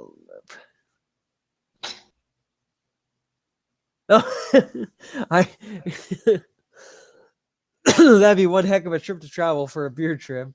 Cheyenne actually always gets it all taken care of for me. This time though, I think I want to like not trim it all the way down like I normally do. I think I just want to kind of get it like shaped.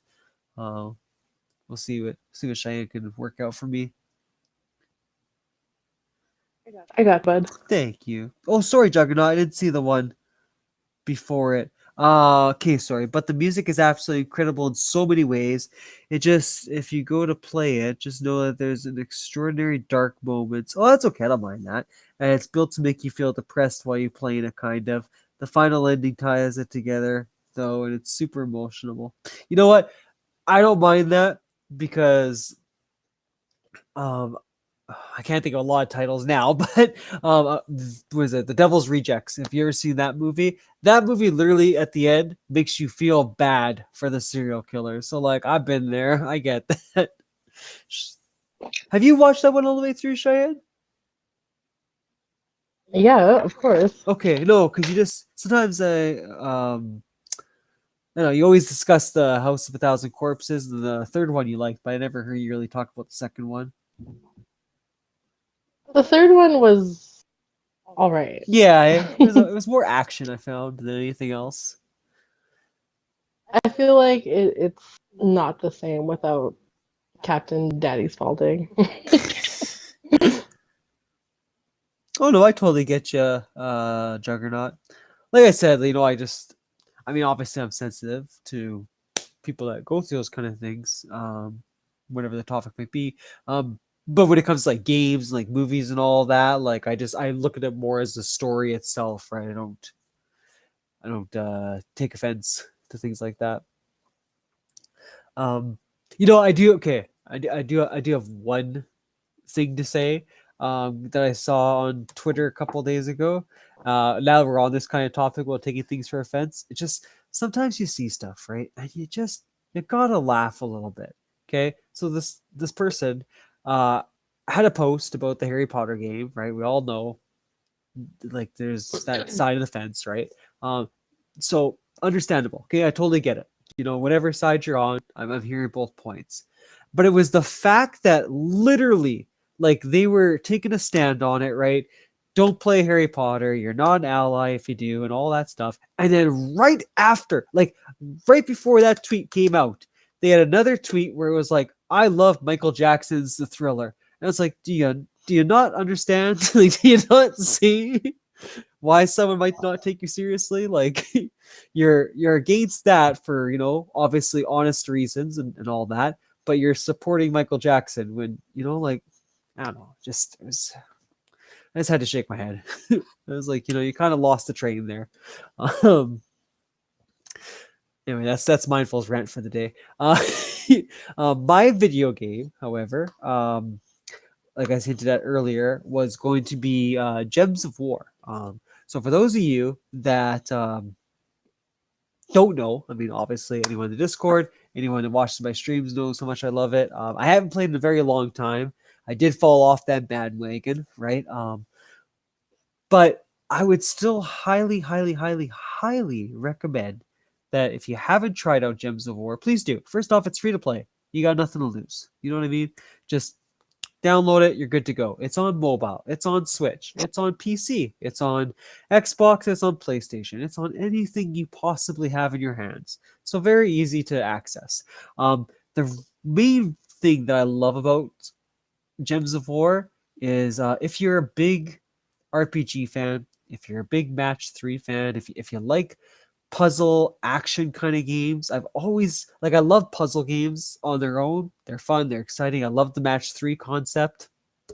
But it's the games that add the RPG element to it that always stood out to me. I don't know what it is, but it's such a good combination. Cheyenne knows because we had a few games on the PSP like that. I grew up with games like that, so maybe it's more of a nostalgia thing for me. I don't know. But yeah, anytime I've played a game that has match 3 and RPG mechanics together, I've always been addicted to it and impressed with it. I always want to go all the way to the end and try and beat it. And Gems of War was that, and the best part was Gems of War had no ending. I could just go on for as long as I wanted, right? So then you add on the fact that they have the trading card element, right? So you collect troops. So, not exactly the same as you'd play Magic or Yu-Gi-Oh, right? There's no deck. You only get to pick 4 different cards that you want to play with, or troops. But it had the same ideas, right? They all had traits, it may not be first strike like how Magic would have, or trap card like Yu-Gi-Oh, but it had its own mechanics that worked. Like play this creature and deal 5 damage to that one, or every time you match 4 or 5 of the same color, all these troops are going to get +1/+1, or something's going to go off and it's it's going to benefit you. So there's a lot of strategy in that game. Now, mind you, from what Gems of War was at the start to what it is now, there has definitely become cards that are just OP or godlike, right? So in that aspect, yeah, it kind of ruined the game, I found. I also found that if you're a casual player like myself, or if you're someone like you guys, when you first started playing the game, it's overwhelming because they added so much to do in there that this literally could be the one game you play forever. Like there's enough content in there, and it's all free to play. Like there's nothing at all you have to. I mean, there's a few things in there that you can only do, let's say, 3 battles a day or 3 shots a day. But there's other features in the game that let you just play endlessly. So there's lots available, right? But they just have so much going on, and then they add events on there every week that you could be playing that game all week long. You know what I mean? Like there's no chance for other games in your life, and that's the part that kind of frustrated me with it. But like I said, it's definitely worth a playthrough. If you love RPGs, if you love, like I said, puzzle games, definitely give it a shot. And who knows? Maybe you'll get addicted to it like I did for quite a while. I'll probably jump back into it again. I just honestly wanted to take a break, so that I could play other games, because most of for the longest time, all I was doing was Gems of War. Yeah, I just once you reach level 1,000, you kind of you kind of get your fill of it. Yeah, that's my shout out anyway. I think everyone should play Gems of War. As the Juggernaut hinted at, Sleepy, hello, welcome to the Discord. We have a special guest here, so Cheyenne, Sleepy Cheyenne. Hi. I just made a comment that you're so beautiful. I love it. Thank you. Juggernaut. Sleepy, so you didn't get your chance yet. I would love to hear what you've been up to for the past week, gaming or movies or anything you want to share, of course. So yeah, what have you been up to? besides from crying on inside, I'm just kidding. It's just work and school. This whole week is my spring break from college. So on Friday, actually, I went to San Francisco, which was dope. Ooh, nice. It's actually for my boyfriend's parents to go to the concert, and it takes like an hour and a half to get there from where he lives. So we just stayed there, and then Saturday we just shopped around and went home. Um, Friday before we went, I streamed a little bit. I don't know. Yeah, a little bit. And yeah. And then Sunday, I did 2 streams. Sunday, I did one stream, which was crazy. Got a new follower. Thank you. You know, getting up there. Oh, nice.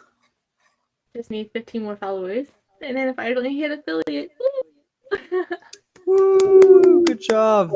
and then met awesome 2 amazing people. Because I rated Judge's stream and I met 2 amazing people, which I love them both. So yeah, it's just my whole world of streaming. It's my with the community, with meeting new people. It's just expanding. I love it. I just love it. Yeah, Juggernaut saying that you're almost at 50. He's like, the real challenge comes with the average views. You know, that's true. But hey, we have a wonderful community, so hey, why not? Oh, Like- yeah, of Like I course. told Jess the first time when I started streaming that at first I did it for fun. I didn't care about how many followers. I didn't care about views. Just like I'm just here just to have fun. And now just like I said a few times on your broadcast, like coming from where I was when I first, like a month and a half ago, and then coming to see where I'm at right now in a short period of time, it's great. It's just like it continues my love for streaming and just seeing, the followers go up. I'm like, oh my god, people actually like me. But yeah, it's yeah, for movies, I just been catching up on some old shows, some old anime that I told myself that I need to watch, but just don't have the time to.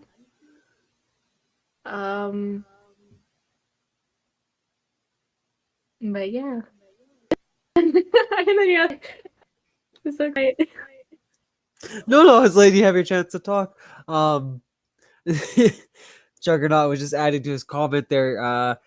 He was saying, I remember when I hit my 8th day on streaming, I was average 3.2 viewers, and before doing my affiliate onboard, I needed 2 more hours of streaming. I ended up streaming 6 hours and ended the night with the average of 3 exactly. It was terrifying. I agree with you, Juggernaut. When I was first trying to get that affiliate marker, it took a long time to get 3 average viewers. Even though I had 3 wonderful religious there followers of mine, was at Peas, Watts, Slayer, and Tommy, and Cheyenne. All of them were on, right? But I mean, again, right, different time zones, so can always line up, but there was always one point in the stream where all 4 of them were on, which was pretty much the only thing saving my ass for a good year. Now though, like I don't know, it doesn't really bother me. Like it could be 1, it could be 5, it could be 20. I thought it was 20 in all honesty. But I'm terrified when it hits like 6. I'm like, oh my god. yeah, right. I mean, there's that certain threshold you pass, and you're like, okay, now it's getting a little more intense. But Yeah. I do agree with you, Sleepy. Like once you hit your 50, I don't think the average view counter will be a big problem for you because I mean, you post in anyone's Discord, ours, or any other ones you're involved with, and I'm sure lots of people would hop on just to help you get that final push, that final boost. And then the cool part is then you get your own emotes, right? I mean, there's, like you said, you don't have to become affiliate because you want to make money and all that. I mean, affiliate just means that you get a lot of cool little bonuses, right, that come with that status. Benefits. Oh yeah. Did you? Yeah, it's just No. Oh, What would be a I was gonna say, menacing emote? did you ever get any emotes done? I know you were kind of scouting for a while there, trying to find someone. Me and Z-Chick was actually talking about it a little bit. Thanks to you, Mindful. But yeah, we were talking about it. It's just right now I just been hella busy with work, and especially with my mom going on her vacation soon. It's gonna be a pain in the butt because I'm working 2 weeks straight without a day off, and so it might affect my streaming a little bit instead of like afternoon on Friday or Sunday, or like Sundays is always gonna be the same, like 12 SBT time. But like if I want to stream Friday or Saturday, it's gonna have to be one gap of work. So like 6:30 to 5 p.m. my time. Again, like you said, with different time zones, like by the time I'm streaming, like everyone's asleep besides Josh. I love you, bestie. But um but yeah, it's yeah. I don't know what else to say. No, I know, I totally get you. Sorry, Shia, did you say something? I just made a joke. I said I would be a menace with emotes if I had them. Which Yeah. ones would you want to have? Out of curiosity. I they would just be like funny things, like like eggplants and shot glasses and silly little things. Would you have like, cause well, you have a couple actually characters. Like, would you have your Xbox avatar, or your Snapchat avatar as one of them? Like, people do that kind I of stuff mean, too. yeah, probably. I don't know. I don't think I would take them super seriously. I would just make like little funny things, you know? Yeah, no, that's okay too. Yeah, you can have funny ones. You can have one of Bowser. um, yeah, no, so yeah, I was always curious. I know you. Yeah, I remember you said before you'd like to have like drinks and all that. Um, yeah. Same with you too, Cheyenne. I think you already actually no, you already passed the 50 marks. I think for you, it's more the average viewers you need now, eh? I mean, I don't stream that often to the point where I feel like I can achieve affiliate. Like I literally stream like once a month just for fun. So, I mean, it would be nice if I ever got to that point, but I realistically I don't think that would happen for me. Yeah, never mind. You're right, because I think there is one where you have to at least stream 7 days in like a certain period. I know there's three of them. Yeah, I just do it to have fun and just, Easy. do whatever. No, I get you. I know that. I just think it'd be cool to have emotes. That's all. It's too bad they don't. It's too bad you have to be affiliate to have that. They should give you something. Even like just one, right? One slot to use. So before we had our huge ass discussion about anime and and the good place and all that, the main topic of discussion, Sleepy, was a chance to defend your favorite game, and kind of convince everyone that they should play it, right? So mine was Gems of War, Cheyenne's was Dead by Daylight, Fundead, sorry, was Slime Rancher, the Juggernaut was the Juggernaut's calling you out already. Sorry. The Juggernauts was Final Fantasy X. So I called him out. Final Fantasy, I called him out. and he's Right calling here on he's calling you out. He's pretty sure yours is going to be Valorant. But what is your game that everyone should be playing? And one of your favorites? Jeds. But um it's in between two games. Jeds already said one of them, thanks, buddy. I would say, am I allowed to have both? Yeah, of course. Yeah, no, I even said at the beginning, it could be multiple games. It doesn't just have to be one. Okay. So Jeds nailed it in Valorant. If if you play League, I think you should play Valorant. The toxicity levels are the same, but it's fun toxicity. Unless someone ruins the fun toxicity, and you're like, okay. I did today choose not to take a little jab at Cat Trooper because Valorant's a good show because he still is playing that game even though he's always on the fence with it. So yeah, it's neat how that game seems to capture people. Yeah, and then if you like open world and like adventure, it'd be Genshin. Because Genshin has a really nice, but I wish the chick was here. She was playing it like how pretty Genshin is, but it's also because Genshin. If you like adventure and like open world math, basically, and it's like going to different places and stuff like that, like Genshin is really fun if you know how to. If you have the time to grind in it to put your adventure rank high. So how I like to describe Genshin is like Valorant, right? Like you just have to grind to get where you want to be at. And it's just like for me, like if you want to play Genshin, sure, go for it. It's super fun, it's super pretty. It's kind of sus sometimes, but hey, go for it. But I just don't have that patience where I'm like I want to continue the story. I like games that has story to it and not have to like work my way to the next part of the story. So I don't have patience for that. For Valorant, it's short, it's simple. You go pew pew, and then you just frustrate at your teammates.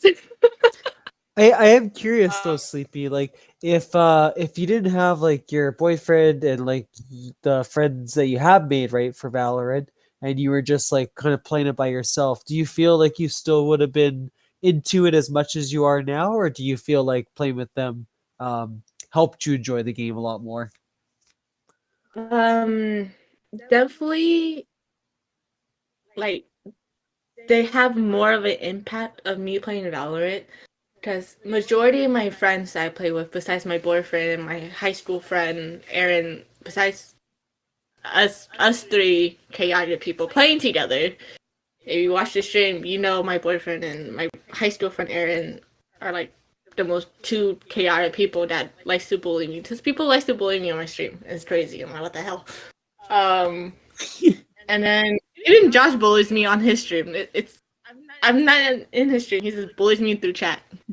I was gonna say he's already teasing you on here. He's like, I almost jumped into voice chat just to say I told you so. See, 10 years of friendship. Like what? I love you too, Juds. I love you, but and then it definitely has Valorant has more of my boyfriend has more impact on me on with Valorant. Juds. Hi. Hello. Told you so. Also, what's up? How's everyone doing? Oh, great. How are you doing, my man? I'm doing good, bud. So nice to hear the Canadian mans. It's good to hear Cheyenne, your you voice. better watch out because Cheyenne, you better watch out. I've been flirting with your boy over here, so you know, I'm just saying, I've been putting the moves on him, if you know what I mean. Ryan, it's okay. He flirts with my mans too. It's perfect fine.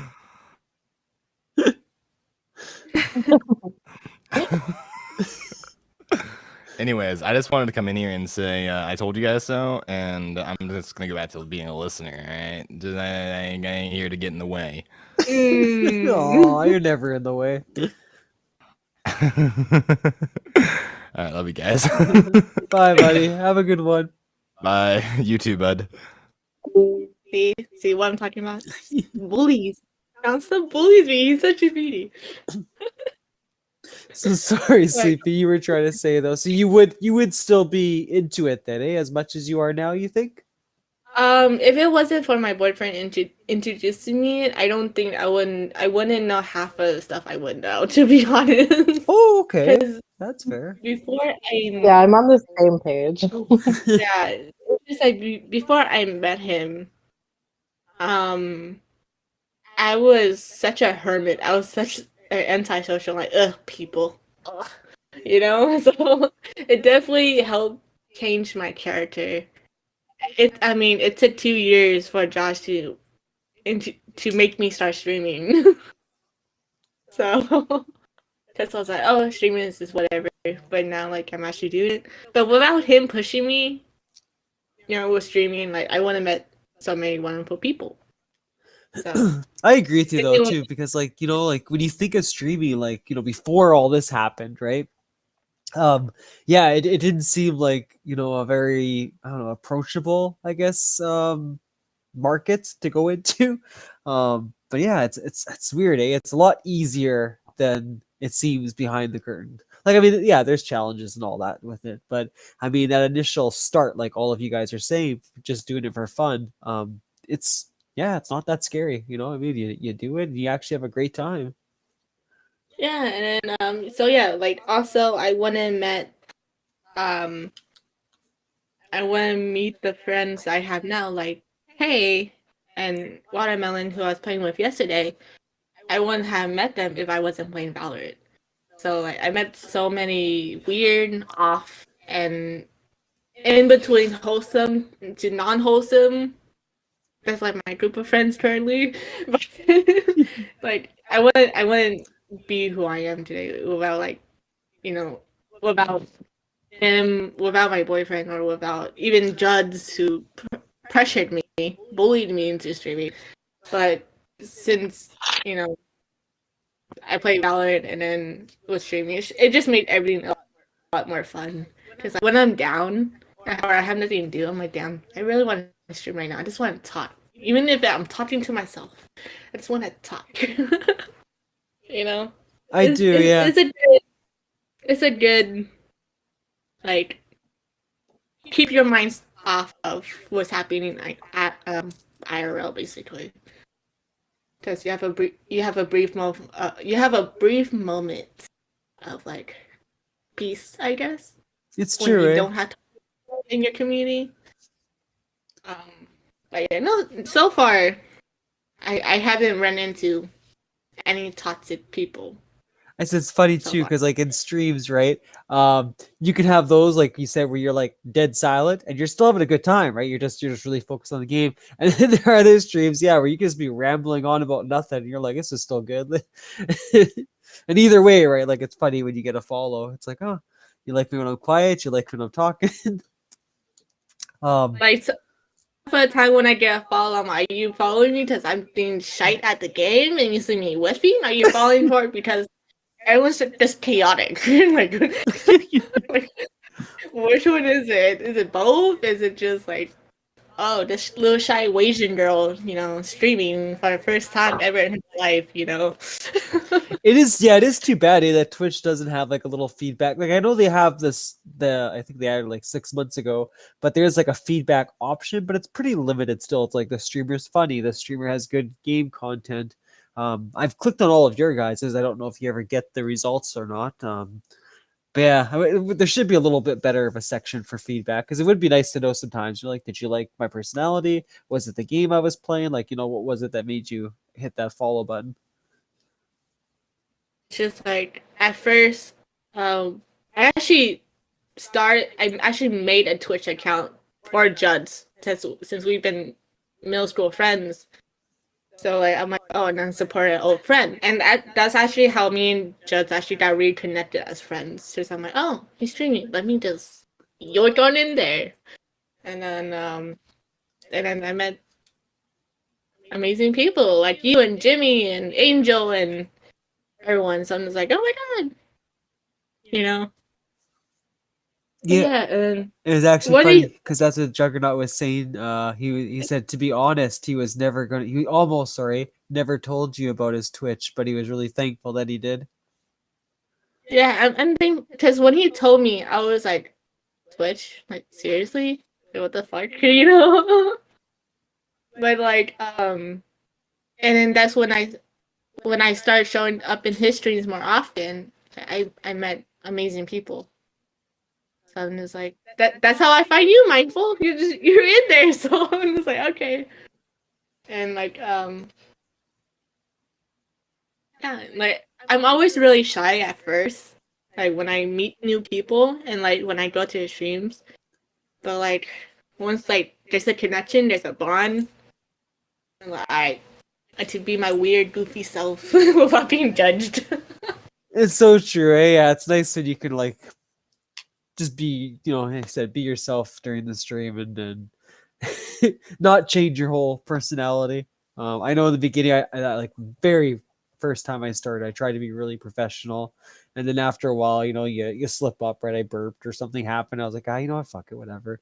Like I am who I am. Yeah, there's some moments where I'm like, okay, let's not be like before I start streaming. I'm like, let's not be toxic. Let's be wholesome and stuff like that. And showing me how to play, and I'm like, bitch! Oh my god! I'm like slamming my desk. I'm slamming my table. And I'm so happy. My mic is not like noise cancellation on Discord or whatever, so it doesn't pick that up. But I'm like punching my desk. I'm like, oh my god. um, But it's not. But yeah. I was gonna say because Fundead's not here again. So Cheyenne, if you don't mind, obviously I will give you a little bit of time to think about it. I got one more thing I can talk about. But like last time I had Sleepy do this, and then the time before that, I think it was Fundead. Yeah, I think so. This time around, as you might know, we at the end of every stream, we have one little positive way to end the podcast on. So whatever kind of question you want to come up with. So we've had everything from your childhood dream job to something that's positive that happened to you this year to best quote, all that stuff, right? So take a little bit, Google, do whatever you got to do. It's not the ending already, we're just getting close there, Juggernaut. But yeah, think of a question that you want to ask the two of us. And yeah, we'll take a chance to answer your question. But do you need? Oh, sorry. Do you need a second to think, Cheyenne? Or Yeah, I definitely do. okay. Sorry. Just went all That's quiet. why I did Google it. Just went all quiet there on me. But before we get to that, Juggernaut, sorry, you had a few more comments on there. Oh yeah. He gave us a little topic here that he had. So on one of his streams, he had a dude joined my stream a couple nights ago and gave me the biggest backhanded compliment. I was chilling with only one viewer, and they popped in and said, "I bet this has to be one of your best streams ever." Then 5 minutes later, they said, "No, wait, this is your best stream ever," and then they left. It's like like some people are just so weird. Um, and then the other one Juggernaut had here is also, I have a question. What's your favorite genre of games? And what's a genre you never played before but want to play? And what genre have you played and hated? So a 3-part question. It's multiple questions, Judd. That's not a question is one question, not questions. He has Anyways. questions. So okay, so I'll say so favorite genre of games is always RPGs. I've always been a huge fan of those. Absolutely love them to death. A genre that I never played before and want to play. I have 2 incidences. Deal with it. There's commas, no question marks. Very good, Juggernaut. Was the Souls-like series. So I was always intimidated by it. I didn't think I could handle it. Like I said, I know Fallen Order is not exactly like it, but there's elements of it. Loved it, obviously, beat it. I got to play Dark Souls for a tiny tad, and really enjoyed that one a lot. So I was shocked that I would. A genre that I play and hate is very easily FPSs. I absolutely suck at first-person shooters, and unfortunately, Cheyenne loves them. A lot of people love them, so I'm always stuck playing those goddamn games. But yeah, I fucking hate FPSs. I hate them so much. I'll play COD with you. I will play any FPS game ever that you guys like to play. But just know deep down inside there is a dark rage building inside of me because I just can't aim and shoot properly. We'll play guys. Just putting out there. I will play COD with you guys. Uh, Don't hear me cut more than Valorant, okay? I'm just saying. I am curious, Cheyenne, because you've played a variety of games, but I know like it's been a little more limited. So what about you? So I guess the first one is, what's your favorite genre of games? So what's your favorite kind of category? Um, I guess. I guess it would be like RPGs. Like I just like to, excel as a character and like even if you beat it, you can be somebody different and I just like all the leveling up and like the little adventures you go on and side quests. So I would say RPGs for me. Okay, that's a good one. Okay, so then what's one that you never played but you want to play?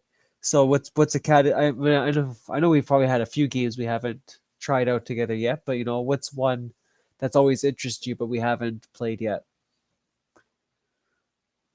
I mean, I'm fairly naive to video game genres, but I'm not sure if this falls under that genre, but I would say like cyberpunk has kind of intrigued me. Okay, yeah, no, that would count. I mean, it is an RPG, but you're right. There is a lot more to that game. What was it though with Cyberpunk that interests you? Is just because you get like free choice on so many things, or I guess so. Like it just seems very like open and it's not just like one, I guess, like pathway and one storyline. There's just like you can basically choose your fate, I guess. okay. Um, and then sorry, I just want to get the last one here, and then this one will probably be a good one for you. What's a genre you played and hated?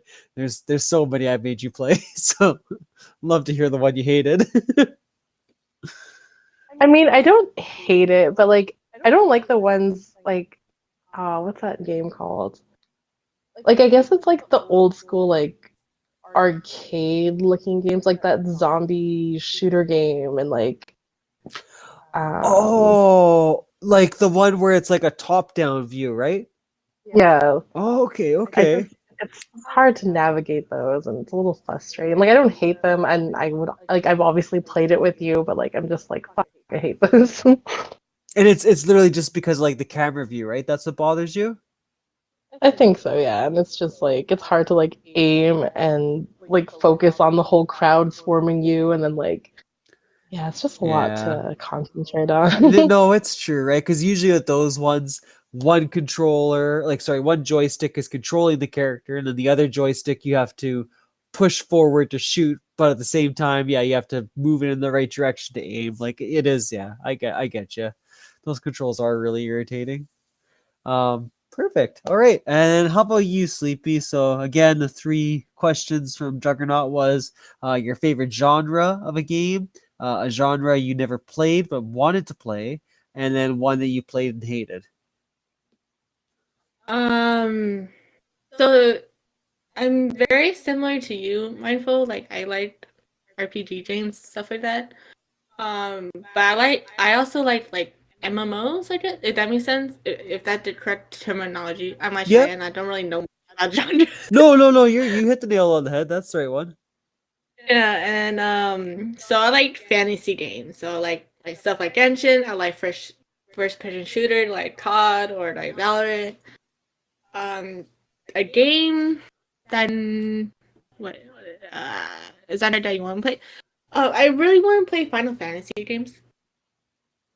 Like I want to. It's just Is it because of many. Juggernaut, or is that why you want to play them, or do you actually like find them pretty interesting? I find it really interesting because my oldest brother played Final Fantasy, and like growing up, he played Final Fantasy, like the old type of Final Fantasy, and like I always been interested. I always been into interested in like video games, but my mom's like video games are for guys, and I'm like, look at me now, But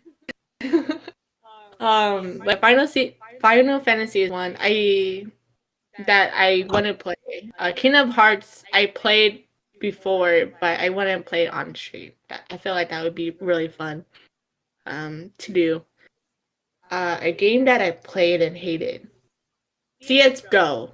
I played CS:GO once or twice, and I absolutely hate it. Like that, the controls, the people, and stuff like that are just I just can't do it. And also League. I played League once. Was not that fun.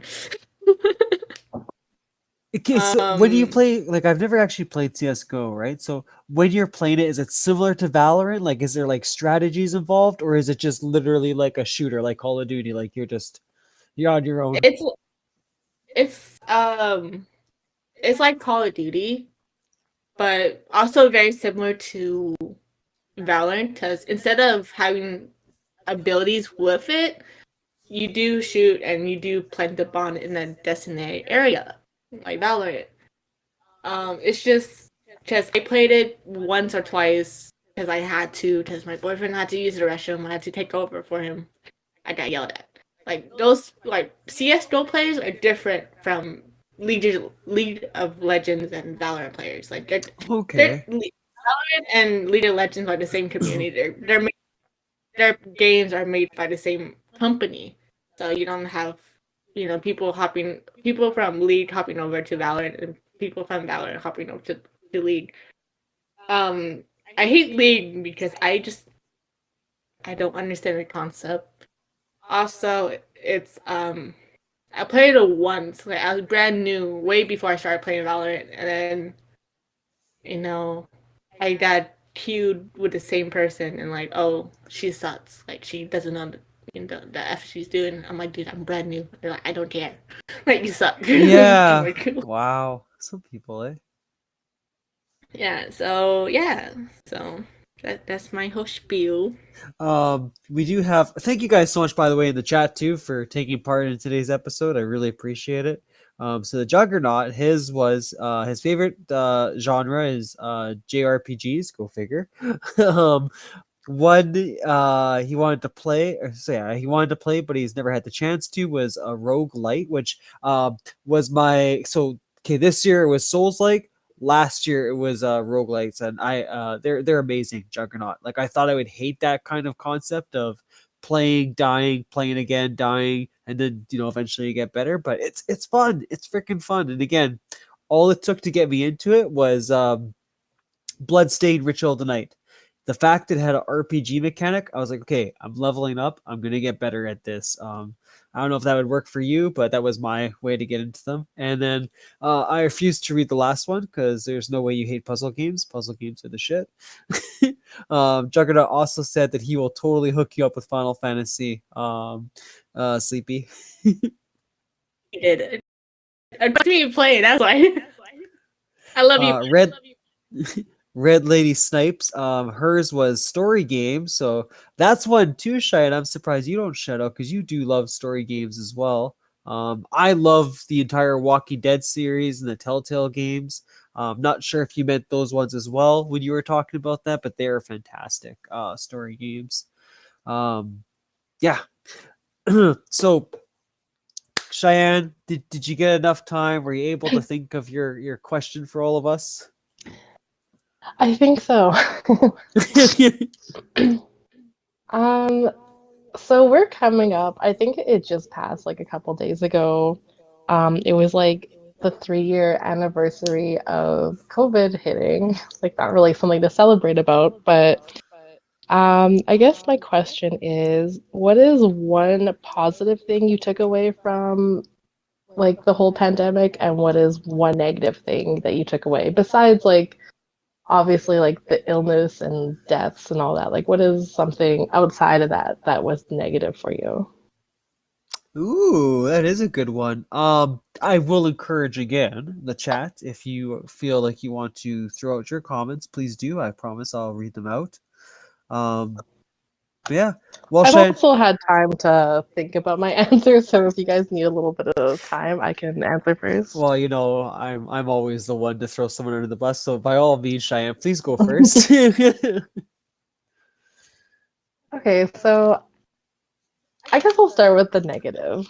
Um, I guess the thing that really shocked me was how close-minded some people are. Like, I'm not speaking on everyone, but just like how close-minded people can be, and like, whether or not you believed in the whole pandemic or you were vaccinated, unvaccinated, there was just so many, like, I hate to say it, but there was just so many ugly people and attitudes towards this. Like, people were blaming certain races for this, and people were just very like closed off, and even like the whole like like the what's the word? Uh, I think you're right. Yeah, like the mandate, right? I don't know, like the truckers convoy and all that. Like that whole thing, like it just Oh, okay. became such a huge, like it just became such a big thing when it was really just like when you get down to it, like it was just we want everyone to get better, like whether you take the vaccine or not, like we just want people to get healthy. And it just became this whole like race type war and it just was really ugly to see how close-minded people still are in 2020, like 2020 to 2023. So like that was the one negative thing, like obviously besides the illness like I mentioned. And then I guess like the positive thing was just seeing how your friends really come out. Like so many people were locked up and so many people still want to do things, like whether it was like one or two people or group gatherings, like it just showed how close those bonds still were. Like I know that before COVID, we were just all stuck in our busy lives and we all did our jobs and paid bills and everything. And then like when COVID hit, it was just like we're all stuck inside and like we all miss each other. Like we all want to be there for each other. Everybody was like checking in on one another, checking in on mental health and all that. So that was one thing that was really positive, just showing like how close bonds you have like with your friends and your family, and everyone just wanted you to be happy and healthy, and everyone kind of checked in all the time. Those are two solid shouts. I like that one. I'm gonna go Cheyenne. I do have one from the Juggernaut here. I'll read out. So the Juggernaut said the good thing from the pandemic was I started streaming. The bad thing from the pandemic was my father's business going under. However, if you mean something toward me, I'd say it was converting back to online school. I was homeschooled for all of high school growing up, and going back to regular college made me so happy to go to school. And going back to being secluded in my room and being online for school is very depressing, which is something that led me to streaming.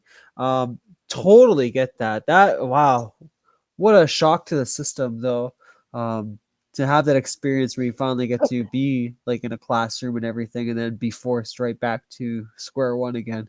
That must have been hard on you, Juggernaut. Um, I think for me, Cheyenne, not to piggyback, sorry.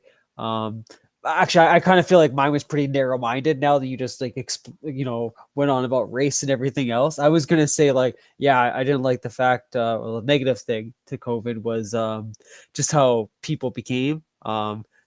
Just thinking from the retail point of view, right? Like, man, people just became ugly as fuck with like anger and everything. Like, it was so ridiculous. Like, just like how people acted, like they literally tried to like grab my till and scan their own products. Like I get it, like I get all the hype and the fear, but it's like, man, be civil. Like like don't be touching my shit. You're not gonna go into my drawer and count the money for me and everything. Like I still have to touch your product. And like you try to explain to these people too, it's like you realize I grabbed that and I put that on the shelf, right? Like, I mean, I've already touched it and someone touched it and put it into a box. Like, you can wash it off or anything. And like hand sanitizer too, like I get it was important at that time, but like some people would just like take it from you, right? And like load up to where it's like dripping off their hands. Like, I don't know, people are just fucking weird. Um, and I think it's neat in a way, right? Like you had obviously these people that were acting that way, but then like Cheyenne said, you had friends and family who were just loving, supportive, and it's like, man, like why aren't you all in this world? Like, how am I getting like these toxic people when obviously there's like nice people as well. I don't know. It was just weird to think about. It's like that's obviously someone's friend, someone's mother, someone's father, right? And like, how could you act like such an ass? And like, obviously, when you're at home, you must be loving and caring, right, to your own family. I don't know, just something I was thinking about. And then I think the good from COVID was, I guess, like you said, Cheyenne, definitely like just that closer bond with people. Um, but I also like, I guess, from my social anxiety side, it was kind of nice that people kind of fucked off in a way. You know what I mean? You could put your mask up. Everyone was a little more quieter. We weren't so like in the need to talk to one another, and like I like that. I was like, I can dig this. I don't mind just saying hello, how are you, and then carrying on with my day. So for me, that was kind of like a little positive point. Uh, Sorry, I just want to say thank you for the follow, Lizzie. I appreciate it. Sleepy, how about you though? What was your good and bad from COVID? So my bad was that I don't think this was really bad, because similar, like, to piggyback off you guys, like it's yeah. Sorry, my mom came in to give me food. Oh, no Apologize. worries. My sister's boyfriend made food, so he got me some too. I don't know if this is bad or not. I guess no, it's not okay. Okay, I start with a positive. Let's go positive. But again, I don't know if this is bad, but my family actually got COVID twice. Oh, really? But yeah, my sister had it, and there was seven of us. It's like near November to Thanksgiving when COVID first hit, and my sister had it, and there's seven of us living in my mom's house during that time, and thankfully no one else got it in my family, and I was really surprised because her boyfriend slept next to her and he didn't get it, so I'm like, okay. So I don't know if it's a positive or bad thing. So it's kind of in the middle, because I was quarantined for 2 weeks. I wasn't able to see my boyfriend for 2 weeks, which kind of made me sad a bit. Um, and then another probably positive thing is that to see who were my true friends during that moment of time. I got to Ooh. see who are willing to stay by my side through those hard times. Because I actually lost a lot of friends during COVID. Well, quote unquote friends during COVID. So like it's nice to see who are the real ones out there. Who is actually I'm actually there for you for life type of thing. So it was nice. It was nice to like okay, now I know your true colors. I know your true intentions. And then the native, yeah, and then my family got closer. I got closer to friends that I thought I wouldn't be able to get close to. So that was a nice touch. And to pick you back off of mindful, my antisocial hermit social anxiety stuff, which is like, yay, people, yes. No people. Also, it was nice to have those first 3 months of not working. It was nice. By the second month, I'm like, I want to go back to work. But it was nice for a while. It's a nice little 3 month vacay for me, I guess.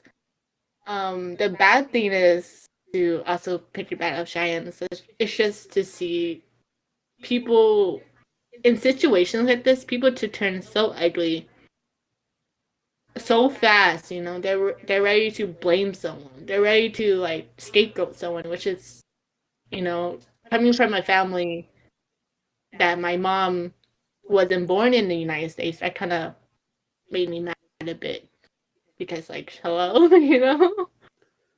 And of course there was, Cheyenne said, besides from deaths, I actually had 6 people it's like family friend. She's been my friend since middle school. Jez know her. Um, and her family and my family are really close. She's like my sister. She's my younger sister, even though she's taller than me. But since her family and my family are so close, it's just unfortunately she had about 7 people within 2 years pass away because of COVID, sadly. Wow. Yeah, so it was a really tough time during that moment because when she was going through that, I was like she lives in Texas currently, and then when she was going through that, I felt in a really bad mental state because I couldn't be there for my best friend, and which is her family's my family. So that's my negative, I guess. But my positives outweigh my negative during that moment. Yeah, But I know a yeah. lot of us, were focused on so many different things, right? Like, I know some people had graduations they're upset about and birthday parties and all that, but you're absolutely correct. Like, I think just when I'd hear people's experiences, like going through, funerals or even just someone in the hospital, right, that they wish to see, it was rough, yeah, because you couldn't be there. It didn't even matter if you were like husband and wife, even. When it got really serious, I don't know if it was the same for you guys in the States, but at least in Canada, they wouldn't let you in the room. Like you were, you could see the person enter the hospital, and then you had to wait in that waiting room. You couldn't be anywhere near them. Yeah, So my niece was born in 2020. My first niece was born in December 2nd, 2020, and we weren't. They live 6 hours away. With my sister-in-law, with my brother, they live 6 hours away from us. And then I couldn't. And my mom, who was a first-time grandma at that time, we couldn't go to the hospital to hold my first niece. Because she was born in 2020, so there was no really other visitors besides the dad and the mom. Of course, the mom, but the dad has to be there. No one else did, so it was pretty sad. I'm like, okay, I can't be there when my first niece is born. of course, yeah. Like I said, yeah, it was just like I get it. I don't understand all the precautions and stuff like that, but yeah, that had to be tough, even from a doctor's or nurse's point of view, right? Just to tell someone like, sorry, you can't be there. Like I get that must have, on top of everything else that they're dealing with, right? Emotionally draining. Um, Cheyenne, Yes. oh, you are still there. I'm sorry. It's only because like you don't ever pop on and do this kind of stuff, so I have to harass you a little bit before we wrap up here. You did shout out one game, Dead by Daylight, but I feel like you need to do one more because we all did kind of do. So if you had to pick one more game that you could convince us all to play today, what would it be? I have a few in my mind that you might say, but I'm just curious what your last one would be. Not to make your mind do a whole full circle. I mean, there's Champions of Norath, Life is Strange, I'm just curious. Tomb Raider. Which one would it be? What would be another game that you think is worth shouting out? Um, I think yeah, like Life is Strange is a really great game. Like I gotta admit, the second one with like the two brothers, that one I could not get into. Like I tried to play it like 3 different times, and I was like, okay, I'm far enough. Like I give up. But the first one was really well done, and like the fact that there's like different ways the story can end, and like you're basically in control of like these two girls' fate, and like it's really well put together, and so far I'm enjoying True Colors. So I think that is a good shout out too. I mean, I always fall on Dead by Daylight, but Life is Strange is another good one. And then, of course, it's a guilty pleasure, and Mindful hates playing it, but I really love playing golf with friends. Oh Like I used to yeah. play, I think it's called like Hot Shots or Yep. Top Shot, No, no, something. no. It Hot was for like Shots. You're right. Yeah, that was like on the PlayStation, and I really enjoyed playing that. And then like you introduced me to Golf with Friends, and now, well, you see, I played basically like every day. Now So yeah, I would it's say like Life is Strange is something you everyone should try at least once. And I think Z Chick has played it too, and yep. from what I understand or saw, she enjoyed it. I think Solarial did too, right? Because wasn't she kind of walking you through it, or not? Like, not walking you through it, but like in your streams a lot. Oh yeah, in the ending, because there was one stream like Sleepy. I'm not sure if you know like the concept to my streams, but I usually just like stream and play a game, and then I'll make like a different cocktail. So there was one stream where I had a few too many cocktails, and I was not remembering the storyline at all, and she kind of like helped me along the way. So that was nice. Yeah, that I remember that stream too. Like, there's a whole twist and everything, was just like, holy crap! I did not see it coming. It was good. I mean, you obviously because you got to play it more, right? But the part I tuned in for, I was like, oh, that was good. I definitely have to check you out, Cheyenne, because I'm trying to like find different like cocktails to like try out and try to make myself. So I definitely wanna. I gotta watch one of your streams for sure. Yeah, like I think the last couple streams I kind of wasn't that creative. I just made a mixed drink. But like when I first started, I was making like martinis and like whiskey sours and like porn star martini. Like I know quite a few, so yeah. I can definitely send you some recipes, or you can tune in to my once a month streams. Because I'm now lightweight, more into like fruity, light drinks, and like not too heavy because I'm a lightweight now, sadly. But yeah, most definitely. Cheyenne, the Juggernaut has one here for you. So he says, "Wait, cocktails. I was just told I had to try a mango rum with limeade. Is that good?" Um, I mean, I can't say the top of my head if I've actually tried that, but it sounds great. For those of you that don't know, Cheyenne worked at a bowling alley, but in that bowling alley, they had a restaurant and a bar. So she did actually get to learn quite a few different drinks and stuff like that. But I think you said your crowd there was kind of boring, eh? Did they always like pick the same thing? Like, was it rye and coke or rum and coke? Yeah, it was just a bunch of dirty old men, and they just loved like Ryan Coke, rum and Coke, and like Michelob Ultra. So yeah, I mean, I also worked at like a Legion too, and I learned a few Oh yeah, sorry. tips and tricks. Yeah, my to go drink when I go out is like a lemon drop. After that, I'm done. Like I'm done. Yeah, actually, But that's back in the day. That's when you taught me how to pour the perfect beer from the Legion. Yeah, I think my go-to is like a Cosmo, but I'm also with a lot of my group of friends are like heavy drinkers, so it's just like, hey girl, you want a shot? And it's like shot, shot, shot, shot.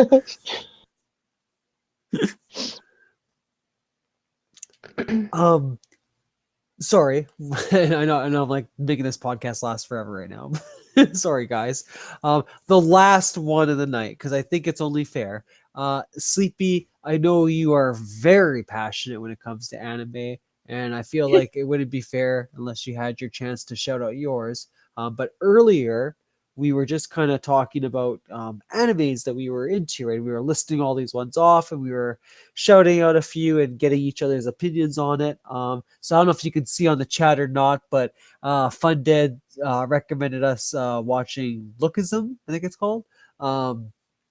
He wouldn't give us any information about it. He said it would be too much of a spoiler. But he definitely said it's one we should look up. But from your point of view, is there any animes that you think are really worth watching? ooh, there's so many. If you have the time and the energy, and you have nothing else to do in your life, if you have a day off, like if you have a day off from work, or like you're on vacation or whatever, definitely One Piece. Nice. Yeah. I brought up that one earlier too. I didn't watch the whole series, but the few that I did watch was really good. I liked Oh, the animation, the fights did so much better. Mindful, like it's worth it. I'm telling you, like if you on lunch break at work, I say go for it because that's what I do when I'm at work.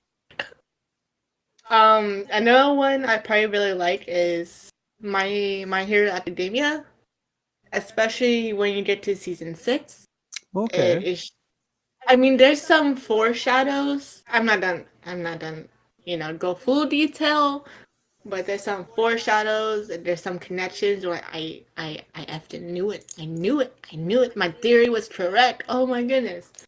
So that's a good one. The newest would be Tomo-chan is a girl. If you like shogo romance, high school anime romance type of thing, which I recommend it because one is still pretty new. Also, it's also really cute. Okay. So it's like um, a tomboy who is who's clearly a girl, but she's a tomboy, and then she tries to confess to her best guy friends and show her that he likes her, that she likes him more than a friend, and like he's so oblivious to it.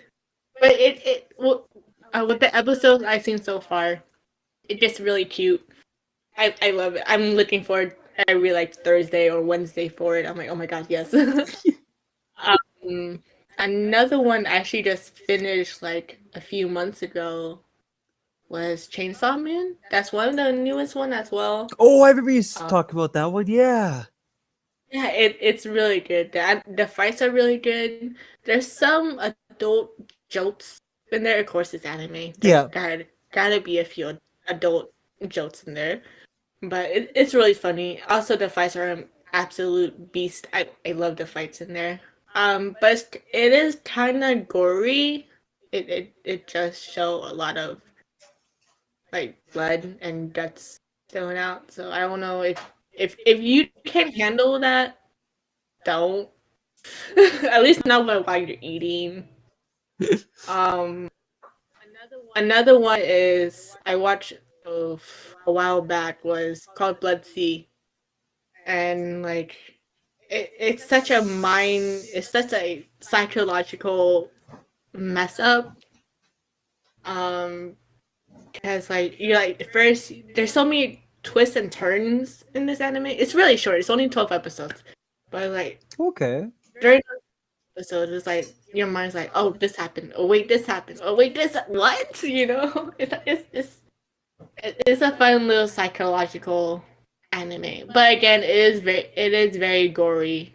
So if there's a uncensored version and there's a censored version, I watched it uncensored because I'm the psycho like that, I guess. But my boyfriend saw it when I was watching and he almost puked.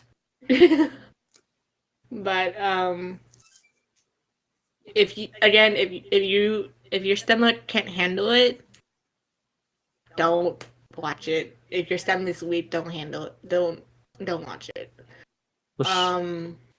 Again, don't watch it while you're eating if your stomach is weak.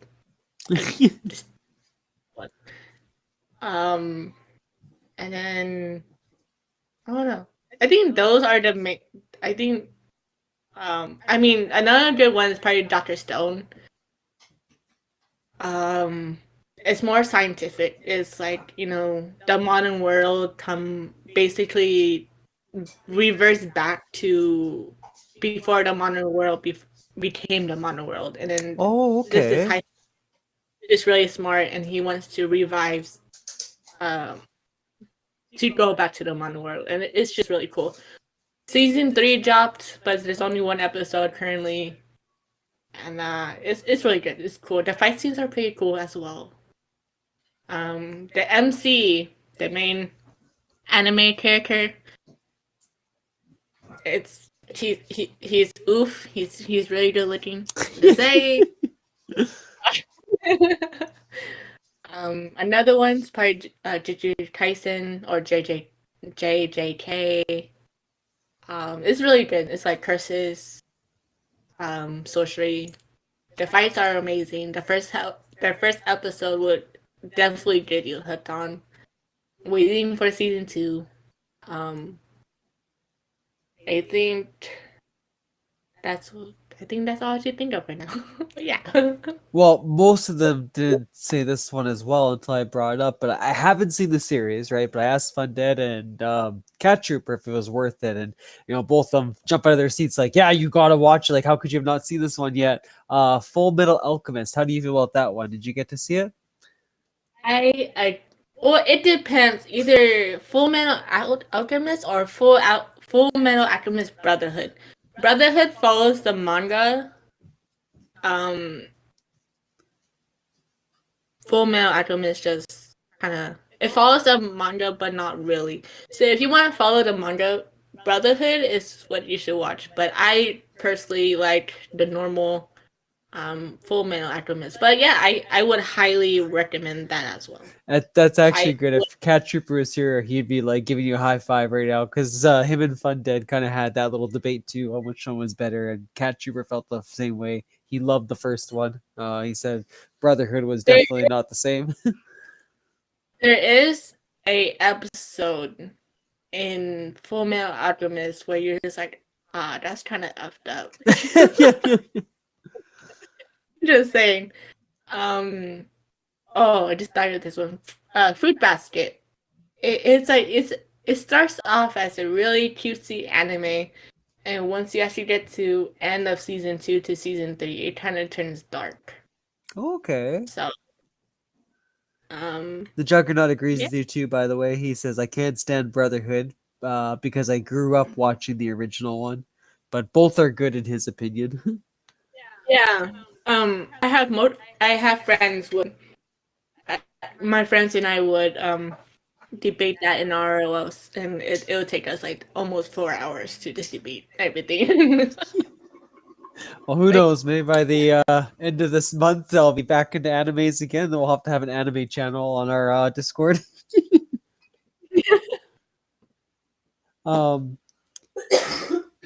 Lizzie said Fruit Basket is the best. So sad, but so good. It is. It is sad. But yeah. Oh, if you haven't watched Bleach, Bleach is a really good one as well. Finish what, Judd? I'm adding you right now, Judd. You need to finish Bleach so you to watch 1,000-Year War. I'm telling you. I'm adding you right now. I'm telling you. Are you gonna give him a deadline? He's gonna have a deadline. It's too. He has to watch it because to fully understand 1,000-Year War, you have to watch all of Bleach. Because 1,000-Year War, it's so much better than the OG Bleach, and it's just 1,000-Year War kind of mess up your mind. Like, what? I never knew this. He says I keep trying, but it gets so boring. It's too long. Try it. Better, do better, get better. All right, so there you go, Juggernaut. Next stream when you hop on, we'll ask you how far you got in it. We're gonna ask him each week how far you Yeah, there's your weekly recap. Well, thank you guys so much though for this. I appreciate. Thank you, Sleepy, for taking the time to hop on. Thank you, Juggernaut and Red Lady Snipes, and also Lizzie for making the chat active. I love this. I love this little combination. It's not as hard as it would be, Juggernaut. I'm able to balance the two of them out, so that's not too bad. He was laughing earlier. He's like, "How can you talk and listen and type in the chat?" It's like I'm kind of getting the flow of it. But yeah, and thank you, Cheyenne, so much for hopping on and being a part of this tonight. Hopefully we'll get to see you again in the future. I know she's a little bit shy with this. Sorry, she's trying to make supper too, so she's bolting to the bedroom to add a comment in. But yeah, thank you so much. As I was saying earlier, I did make a mistake. So Fundead will still be on the podcast, but he won't be on until 8:30 just because of his new job. So the new structure for this will be whenever anybody wants to hop on from 7 onwards, I will start the podcast. I don't want to start it when it's just me because I already have one-on-one with Mindful Pig. I have my own stuff I'm doing, so it kind of feels awkward. I'm just by myself, right? So anyway, if it's 7:30, whenever someone hops on, I will switch from my my gaming stream, over to the podcast, and we'll go from there. But yeah, thank you guys so much. Like said, I know Sleepy, you mentioned it a few times before, but I really appreciate the fact that you guys come on. You do this every time. It's just cool to talk to you guys. It's cool to always hear your opinions on things. I emphasize again on this: none of you guys ever take the stage or rant about something for too long. I think you guys do a great job of sharing the spotlight with one another. So please, never feel that way. Yeah, you guys honestly make this podcast what it is. So thank you again, Sleepy. Thank you again, Cheyenne and Fundead and Cat Trooper who were earlier, and like I said, all the people in chat today. Hope you all have a beautiful evening, and I will see you next podcast day. Thank you. Bye.